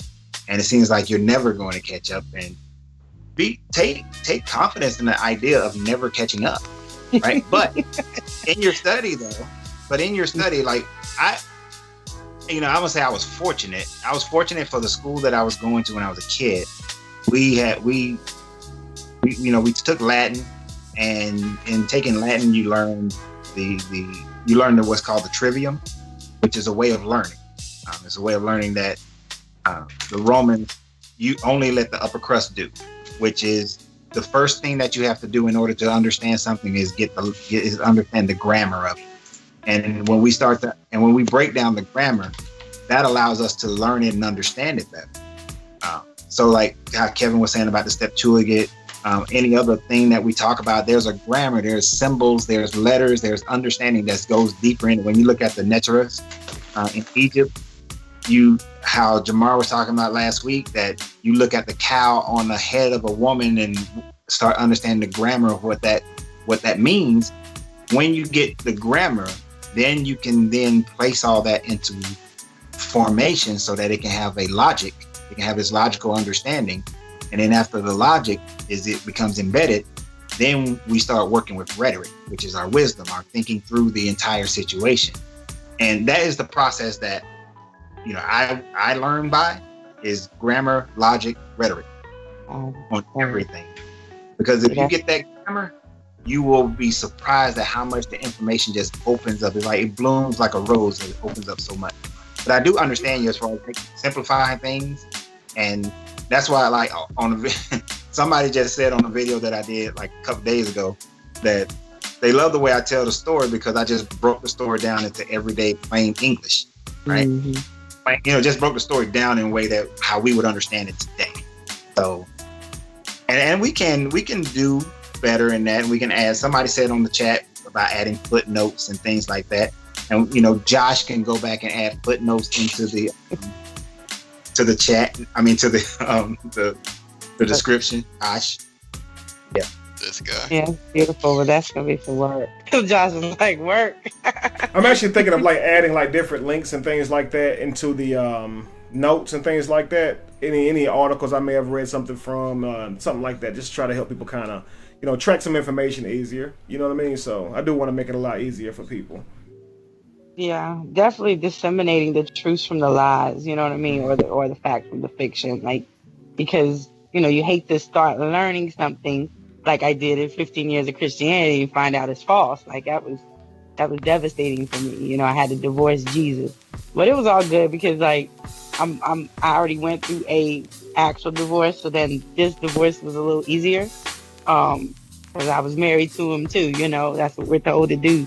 You do everything that you're told to do, and you figure it's gonna work out. When it don't work out, you feel like you failed. But then to find out if you're, what I thought was on the rock wasn't on a rock, it's a made up rock or fabricated. It's like, damn, I got tricked. Okay, like let me get this divorce now. Let me, and then hopefully it won't ever happen again. But now it won't already, and that's the thing about it. Protect your mind. That's why we say be a free thinker. Always be willing to challenge whoever's asking you to believe in something. Don't accept anything off the foundation of just belief or just simply wanting it to be true. A lot of people leave religion and they hold to stuff that more to stuff that tells them where they came from, and they take pride in those things as well. And that's just not a need. There's no need to do that. There's no need to apply your ego, right, into subscribing into something. You simply don't need to. You don't have to subscribe to an ego of being an African. Doesn't matter what part of a landmass that you're from. You are a soul, right? You are a human, regardless of how you want to look at it. Worthy of life, just as anyone else. Doesn't make you more special, regardless of what landmass you live on, regardless of what we call it, right? These are things that we call it just so we can find them on a map. Doesn't necessarily mean you're better for where you're born. Doesn't mean your stories are more true for where you're born. But these are things that we have been taught, and we have to unsubscribe from those type of egotistical type of beliefs as soon as we can. If not, we'll keep going down the road of belief, because that's how they get you. They get you to subscribe based on some type of need that you have to believe in it. What does it do for you? Hebrew Israelites, what is it for them? They get to be chosen. you know, and then all of a sudden now they need Moses to have existed. They needed slavery to have existed, you know, in Egypt, and all these things become now a need, because if not, they're not chosen. And who are they now, right? When simply this didn't even have to be a need if you weren't taught that you needed to know, so to speak, who your people were by way of being chosen by God the way that they understand or believe themselves to be. It's not a necessity. Many of us get by in life without the belief that we're chosen. However, there are people who can't even imagine their life without being chosen by God, right? Again, it's just the way the brain's been programmed to think, and we all got to work hard to get out of it. I want to thank Tracy very much for the donation, and Ray, thank you very much for calling in. I wanted to allow the next person to call in, and we'll be ready to end the show for today. You're ending it because I have one more thing, but okay, sure. If not, I can always add it to the next. I can always call next Sunday. No, you're here. Go ahead. So I refuse to call her mother. What? Say it again. I said you said you had one more thing to say. Yeah. It was it was what I emailed you about, but again, I wasn't sure if you had gotten it. I probably did not. I'm sorry. You said you sent it this week. No worries. Yeah. I think it was just a couple of days ago. It might have been last Sunday or Monday, but so this is something that came to me, and I don't know if it's original, but you know, with you all being so learned about so many different things, like it may be, I don't know. So I just want some feedback on it. So it's basically like like a circle of life kind of thing, but it's like the universal absolute truths, like the absolute laws, like gravity. You know, no one's debating gravity, right? Because it's like everyone universally accepts that. So it's like, and we also universally accept that we all have come from a womb. You know, we've come from a woman's body, whether it came out of, you know, her orifice or if it was cut out of the stomach. There's not a person walking the earth or haven't walked in the past that haven't come from a womb to come out of a woman. But like the placenta, while we were all in the womb, what's so important, the moment that we transition out of the womb, the placenta is no longer important. It becomes trash. And while we were in the womb, we didn't have to eat with our mouths. We were fed through that placenta. We didn't have to see or smell or use any of our senses. And yet we survived. And the moment we exit that realm into this realm, we have to begin to breathe. And within a couple of minutes, if we don't breathe, we die. And then we transition again. You know, and so many have transitioned in the womb, you know, and died in the womb. Some have made it out a couple of minutes and died. You know, others of us, right, we're in our 20s, 30s, 40s, whatever. Mm-hmm. We made it to 100, and then we transition again. So again, the body that we had, and it was so important all these years, you know, as transition becomes trash. So, you know, that next level, of course, you know, what Bible taught is heaven and hell, but I'm kind of knowing that ain't real no more. Like, so what's that next phase? Has anybody ever heard of it? And I, to me, that just, I don't know, that seemed like so logical. Like, these are things we can't debate. Can we really debate it? We know everybody's come from the womb. We know that the placenta became trash as soon as you exited the womb. And now when we exit this earth, nobody's taking this body with them. Like, the body stays here, whether we cremate it, bury it, you know, do whatever with it. What leaves after that, and where does it go? It should be some other realm, like somewhere. The same way we can celebrate a woman's pregnancy, we're all on the outside, and what's on the inside doesn't even know we're all on the outside.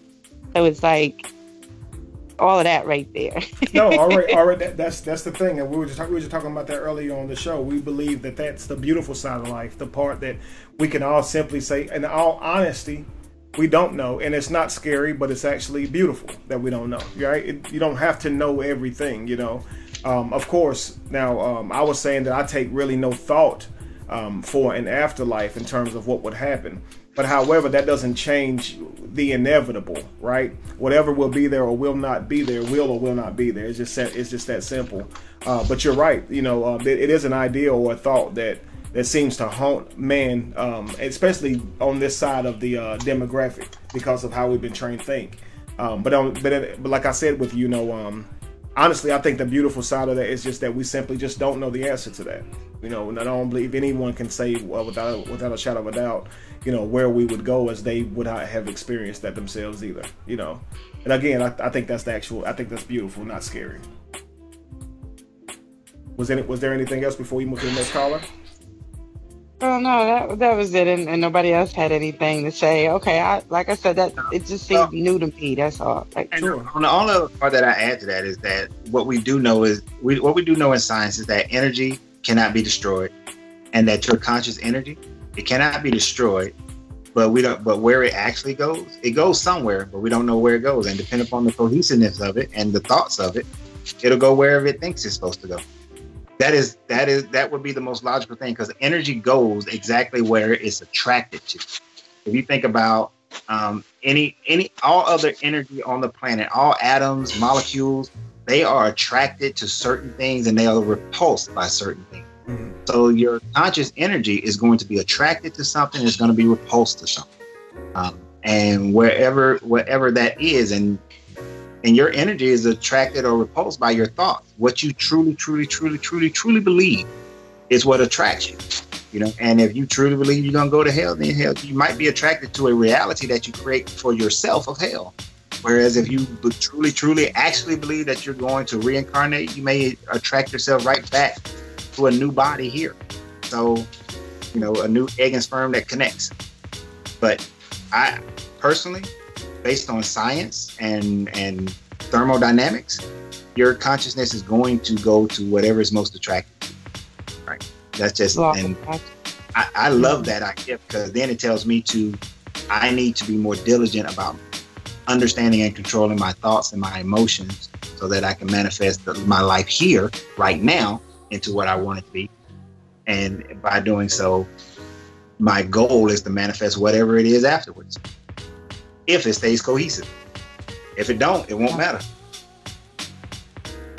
Wow, that sounds great. Yep. Let me let the next caller come in. My apologies for taking so much time. No problem, Rich. Ray, and thank you for calling in. Have a good one. So I believe the next caller is Jacob. If we can hear you now, or if you can hear us. Yeah, I can hear you guys perfectly. All right, what's up, Jacob? How you doing, brother? I am doing just fine. How about you? How you doing? Doing well, man. Great having you on. Yeah.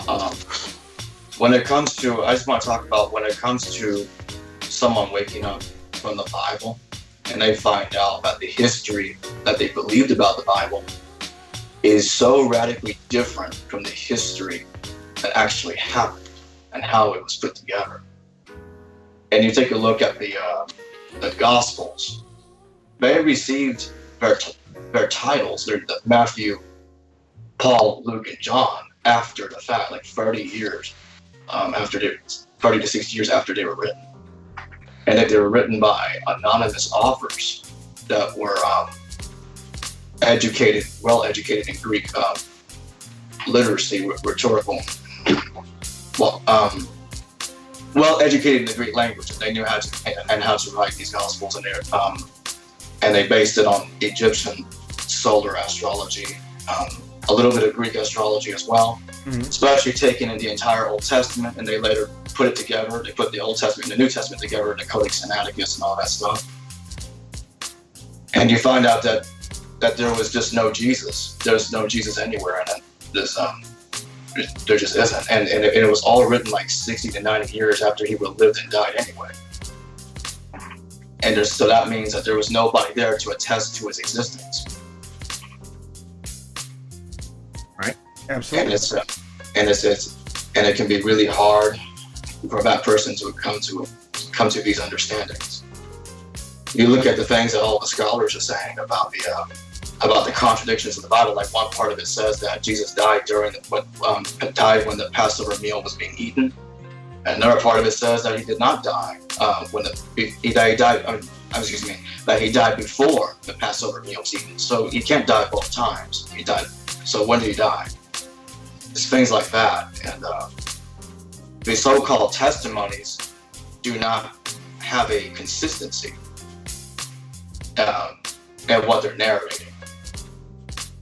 So I think one thing you can look at is that throughout all time of writing, when you go and you look at somebody's writing, I think you have to look at when they wrote it, what was the culture around when they wrote it, who were the powers powers in play when they wrote it, And then in that way, you get a better sense of what they're writing and why they're writing it. Because if I'm take Josephus ben Matthias, for instance, being a Jewish turncoat and working for Vespasian and Titus, he had to write in such a way that was going to be pleasing to the Romans, pleasing to Vespasian and Titus, and that would keep him, you know, because then he went to Rome and lived with them and got an apartment and changed his name to Josephus Flavius himself. But when you look at those people, Josephus was writing, he had a little heart still for Jerusalem, but he had to write it in such a way that it pleased the Roman and it pleased Vespasian.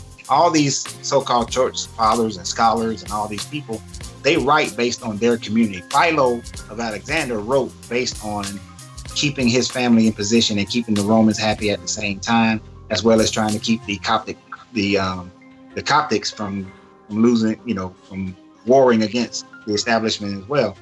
And if people were to look at it from that standpoint, then they will start to understand why it was written that way. And maybe then they understand that this is not written for my benefit. This was written for the benefit of those people. And it's been reconstructed as each culture has came about to fit them, you know, right. every century. It was written for the benefit of those that lived at that era and not for those of today. And even then, it was still used for control in either case. Like Christians can't handle the idea that there's slavery rules in the New Testament and in the Old. But they try to say, well, you're taking it out of context, and that's not what it's saying, you know. But it is what it's saying. Mm-hmm. Whether they like it or not, it's there. You got the slavery rules in Exodus 21, for example. And there's other rules here. How about, Ephesians 1 Timothy chapter 5 verses 1 to 2, for example. Let as many servants as are under the yoke count their masters worthy of all honor, the name of God and his doctrine, be not blasphemed, and that they have believing masters, and all those kind of things in Ephesians chapter 6 verses 5 and 6. Tell servants to be obedient to their masters, if I remember correctly, no matter if they're good or bad. So it's not like, and people try to tell me, well, we're under a new covenant now, and because Jesus kind of got rid of the old law and replaced it with the new. But if Jesus, the New Testament can't make up its mind. It says Jesus is the Son of God, he is God at the same time. And if that's the case, and God never changes, ever, then that means the old one is still right. Again, that's why I was saying earlier, you know, whenever people say you can't prove God doesn't exist, or prove the thing that someone claimed doesn't exist, like, you know, can you prove that there's not an invisible unicorn behind me? But here's the problem. If you start giving too much information about the invisible unicorn, you can prove it doesn't exist. Like if you start saying that it's pink is an actual color that you can see, and that's going to promote a problem because you said it was invisible first, right? Now, dealing with things like that, when you say that you can't prove that God doesn't exist, well, I can't prove that a God or an intelligent design doesn't exist, but I can prove the character that you gave me doesn't exist. Number one, you said he's perfect, he never changes, he's all love, he's all knowing. Looking at the literature, these things do not speak to an all-knowing, all-loving person at all, not one bit. So when it comes down to a lot of people who do subscribe to the religion or to the literature, like you said, the hardest part for them to do is to understand that it has things in it like slavery. The hardest part is while so many people argue or contend about whether the Bible has slavery or not, whether or not the fig tree died before the next day or after the next day, or things like you said that Jesus died before or during the Passover meal. These things are called what we call contradictions, and while they're arguing these things, what they fail to recognize or consider is that maybe the person never existed at all. And that's the part that becomes complicated. They've went through everything. They've argued and debated. It doesn't matter whether the fig tree withered before or after. I believe Jesus, right? And they've done this so much so that they haven't taken the thought to, did this person actually exist? The one who we're reading the two stories about, did he actually really exist in the realm of reality? And once they find out he didn't, it's very complicated. But again, until that point, they'll always rationalize and make excuses. Of course, their God supposedly never changes, but they believe that God changed his own old rules because they were inherently too bad. And this God who knows everything knew he was going to change the rule before he made it, yet made the rule only so he could change it later because he realized it was too bad and he knows everything. That guy doesn't exist, right? Because obviously, just look at the logic in it. A guy who obviously knows everything would have never put a tree in the garden, as he would know all of the problems that would follow, you know. But again, this question hasn't been taken into consideration, so whenever you start posing these type of questions, the first thing they look at is that it's blasphemy. Really, it's just about challenging the brain beyond what it's been willing to be challenged. If a person's only used to putting their toe into the water, if you really give them a tide, they're going to be angry and start fighting for their life because they feel like they're drowning. You see what I'm saying? That's kind of what it's like. Somebody who's never been in deep water before, you throw them in there, they're going to panic because it's all new to them. There's nothing to grab onto. And someone asked earlier, why is it that when you ask someone to prove the Bible to be true without using the Bible's literature, they panic? Again, it's that same thing. Diving into water. Just imagine being in an ocean with nothing around to grab onto. That immediate feeling of no hope, nothing to hold on to, right? Everything is depending on me. This is what they feel like whenever you take the Bible from them, so to speak. And what Christians will say is that, well, you're not reading the verse in its full context. Let me give you some other verses that clarify what that verse is saying.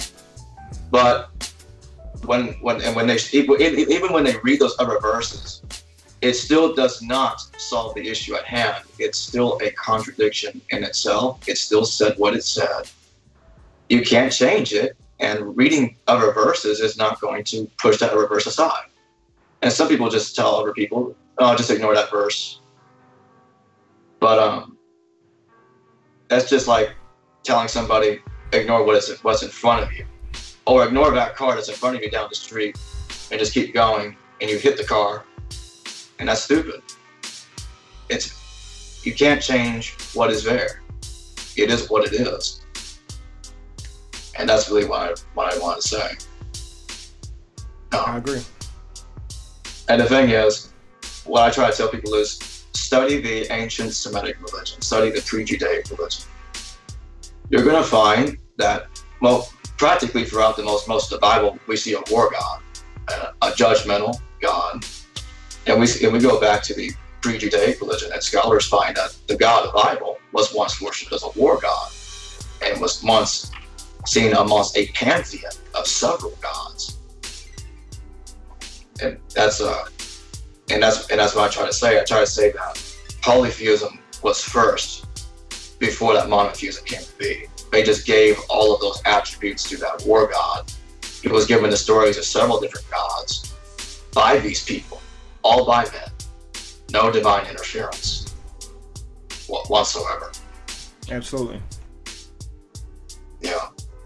I agree that there should definitely be some extensive research into the origins of the Bible, into the origins of the Yahweh character and things like that, so you can kind of get some understanding on where this character came from, because we've done a whole lot of research and shined some light on some things, Cesar Borgia, Jesus, Jesus, so forth and so on, so much on the origins of the character Jesus, but not enough of Yahweh or El. And I think that definitely is something we could go into. And again, Jacob, we've actually spoke about doing that too. We need to do that. What I'm gonna ask you, is there anything else for you? I got another caller as well. No, that's it. Thank you for letting me on. Absolutely, man. It was a pleasure. Good talking to you, Jacob. And he's right. He's right, guys. Jacob got a lot of information on the pre-Judaic religion. Absolutely. A lot of information. Thank you, guys. Thank you, brother. And again, and you're right. You'll find exactly what he says, that it goes from a polytheistic religion to a monotheistic religion, or what we call a henotheistic religion, which is where they favor one God as opposed to the others. Which that's a lot of what the Bible does. It favors Yahweh over the so to speak false gods, with the put no other gods before me type deal. So favors them. So we have a caller. ST as the initials. Who's that? Shondell. Okay, what's up, Shondell? That's the last one, guys. That's the last one. We're wrapping it up. What's up? Can you hear me? What's up, Let brother? me get ready. Can you hear me? Yes, sir. All right, I'm gonna keep it short because I thought I saw Josh say you were gonna end the show pretty soon.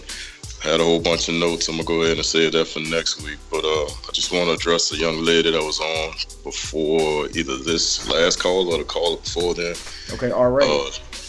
Yeah, there's a whole lot of information. The good thing about it is she's willing to stick it out. I heard about some of this information, I want to say maybe 10, 15 years ago, but I just wasn't ready for it. And the person that was talking about it was talking over my head. So the only good thing about it is you can find people like Lorenzo, Kev, you can find Dr. Ray Higgins. They're actually nice people to learn from. It's palatable, if that's the word. And it's not super aggressive like some cats. They pick up a book or two weeks later, they're fully conscious. They don't want to tell you how stupid you are for not knowing about X, Y, and Z. And they 2 books deep, and all of a sudden they're the gods of all this information. So, yeah, there's a lot of stuff to be researched. I think I even put in the chat room, there's so much information, so much little time. Or so much information, so little time to get it. It's going to take a while. I've been somewhat diving into this for about 5 or 10 years now, and it's still so much I still have to learn. So that's pretty much all I had for tonight. Like I said, I'm going to save the rest of this for next week because it's getting kind of late. Definitely, bro. Make sure you call in, too. Yeah, I should have called a little bit earlier, but getting ready for work tomorrow. I got you. But next week, I believe that's the 25th. I think I'll definitely be in Dallas doing that event next week. But the very next Sunday, man, please make sure you call in, Shondell. We always love to hear what you have to say, man. Oh, yeah, that's right. Damn, man, you should have been on next week. I'm out of school. No school. The kids are gone. I'm good. Ah, man, look at that. I tell you what, I probably will be able we'll probably still be able to get it in. This event ends at 5 o'clock, so I should be able to get back to the hotel and get set up to actually go ahead and do an event, do a show. So I would love to. I got you. Wish I was in Dallas, but I'm still in New Orleans living until they tell me to leave. I got you. Yep. So y'all have a good night. I appreciate y'all having me on. Hey, brother, you too, man. My pleasure. All right. Peace. Always. All right. So, hey, guys, I'm hoping you guys got enough information on other people within the chat to be able to, socialize, meet up, link up, build, right? And we'll do this again, too, so we can do this. Hopefully, we can do it another way where we can actually funnel them in better, give you guys some room to actually speak to each other, the people to say who you actually are, have some people call in and speak with you, things of that nature. We'll get better with it. So, but hopefully this did help a lot of you guys who are trying to get to know people in your area. Before we get off, I want to say special thanks to, of course, Josh, of course, to Jamar for coming on whenever he can, and of course to Lorenzo for being here. And if there's anything you'd like to say before we get off, Lorenzo? Not only thing, I just put out there one more time that if you're in Atlanta, contact me at masteringU on the number 10 at gmail.com so that we can definitely start putting things together. And only if you're serious. Now, if you're not serious, as a matter of fact, let me make some of y'all feel bad. I said that last week, and you know who I met? You know who I went and had lunch with? Let me put it on the screen. Thank you very much, Tevin Ruff, for the donation, man. It's power. Kevin showed me. I'm gonna put it on this. Oh, Kevin sent it to I forgot, man. I should have showed this earlier. That's my fault, man. I'm just saying. No, you are a man of your word, man. I said it to Josh. I said, look at it. That Lorenzo really did. He said he was going to go build with the brother, chop it up with him, and he did it, man. So. Hold on a second. Let me put this on the screen. That's right. All my folk who talk about they want to meet up and do some business, do some things, make some stuff happening. Josh gonna show y'all who I met. I got it. On the screen now. I love it cheesy. He's like smiling. Yeah, he's funny, man. Like told you. Guy. Now, consultant. Yeah. Who's that? That's all race there, I think. Rachel. Hey. Oh. I ain't hang up. I'm just on mute. No, you're not on mute. All right, Rachel. Oh, now I'm not on mute, but I was Oh. on mute. So Josh, I don't see if a picture came up, but It's up. It's right. It's up there. It's on there. It's on there. So Alton Johnson. I do want to go ahead and get a brother some props. The brother was a man of his word. We met.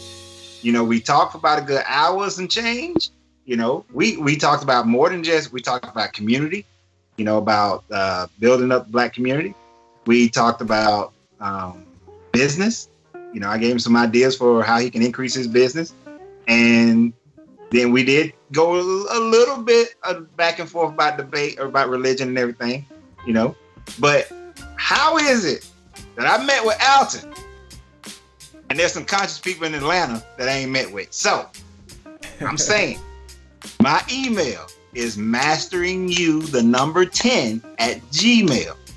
You can't tell me I not met up with Alton and we ain't, and the rest of us aren't meeting up. You can't tell me that me and Alton met up and the people in Texas can't get together, that the people in North Carolina can't get together, that the ones in New York and wherever the heck else y'all are can't get together.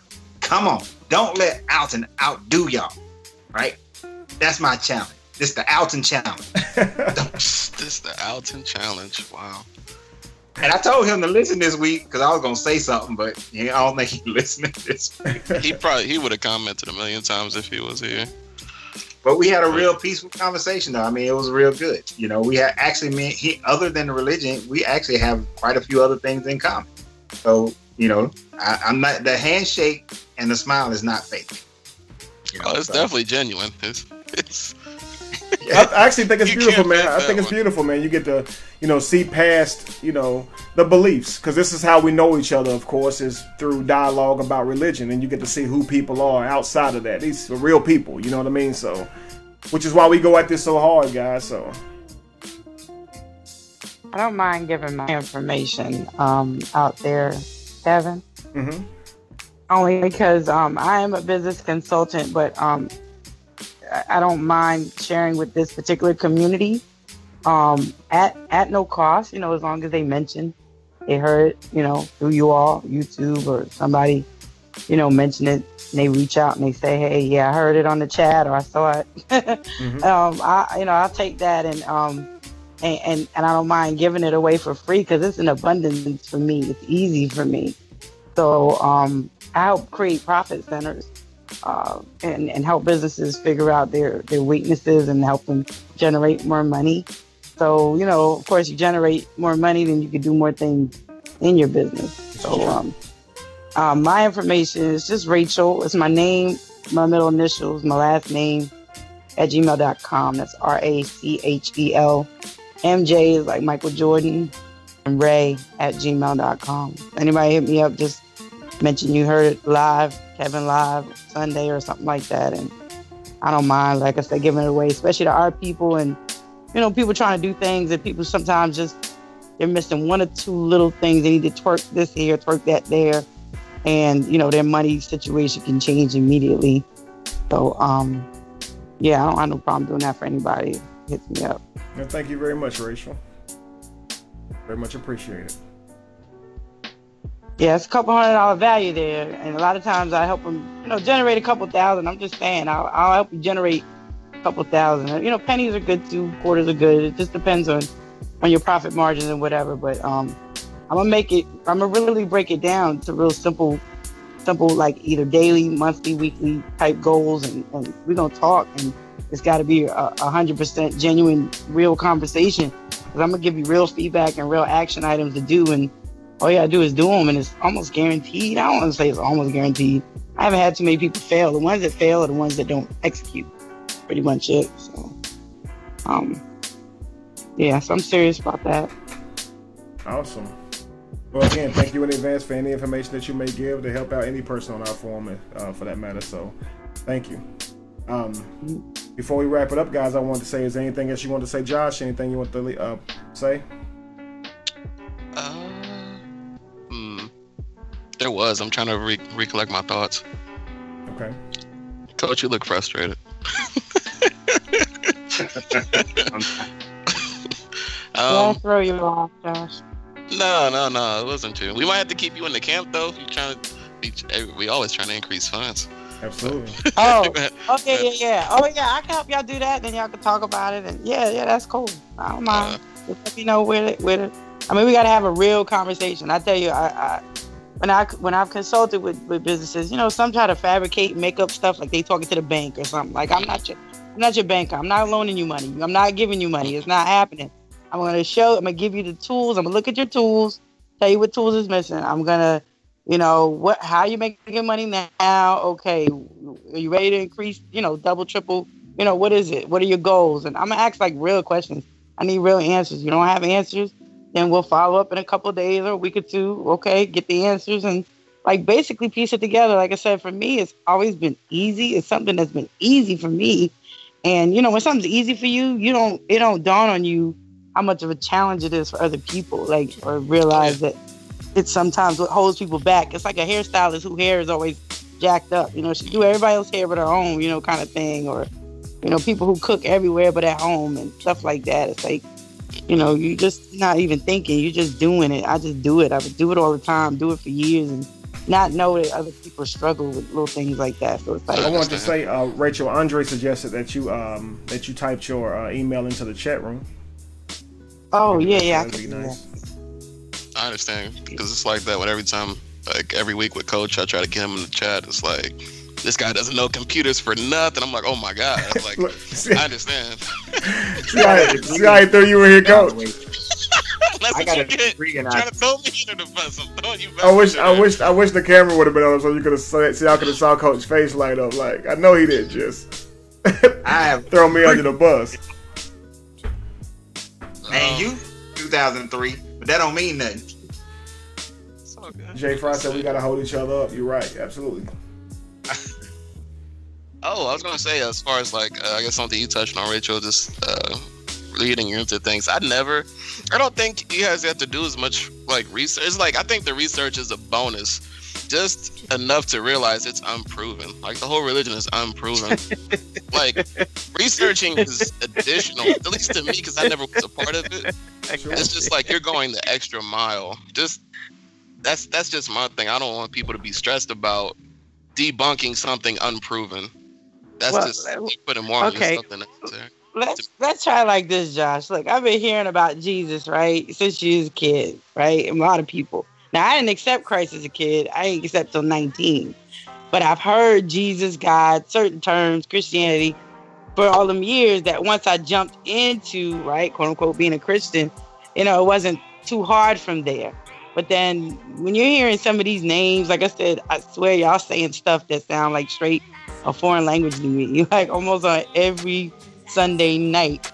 And if I don't start either getting a book to write it down, or as soon as y'all say a word, spell it please or something like it, because you want to grab this new information and do something with it. But I'm a visual learner.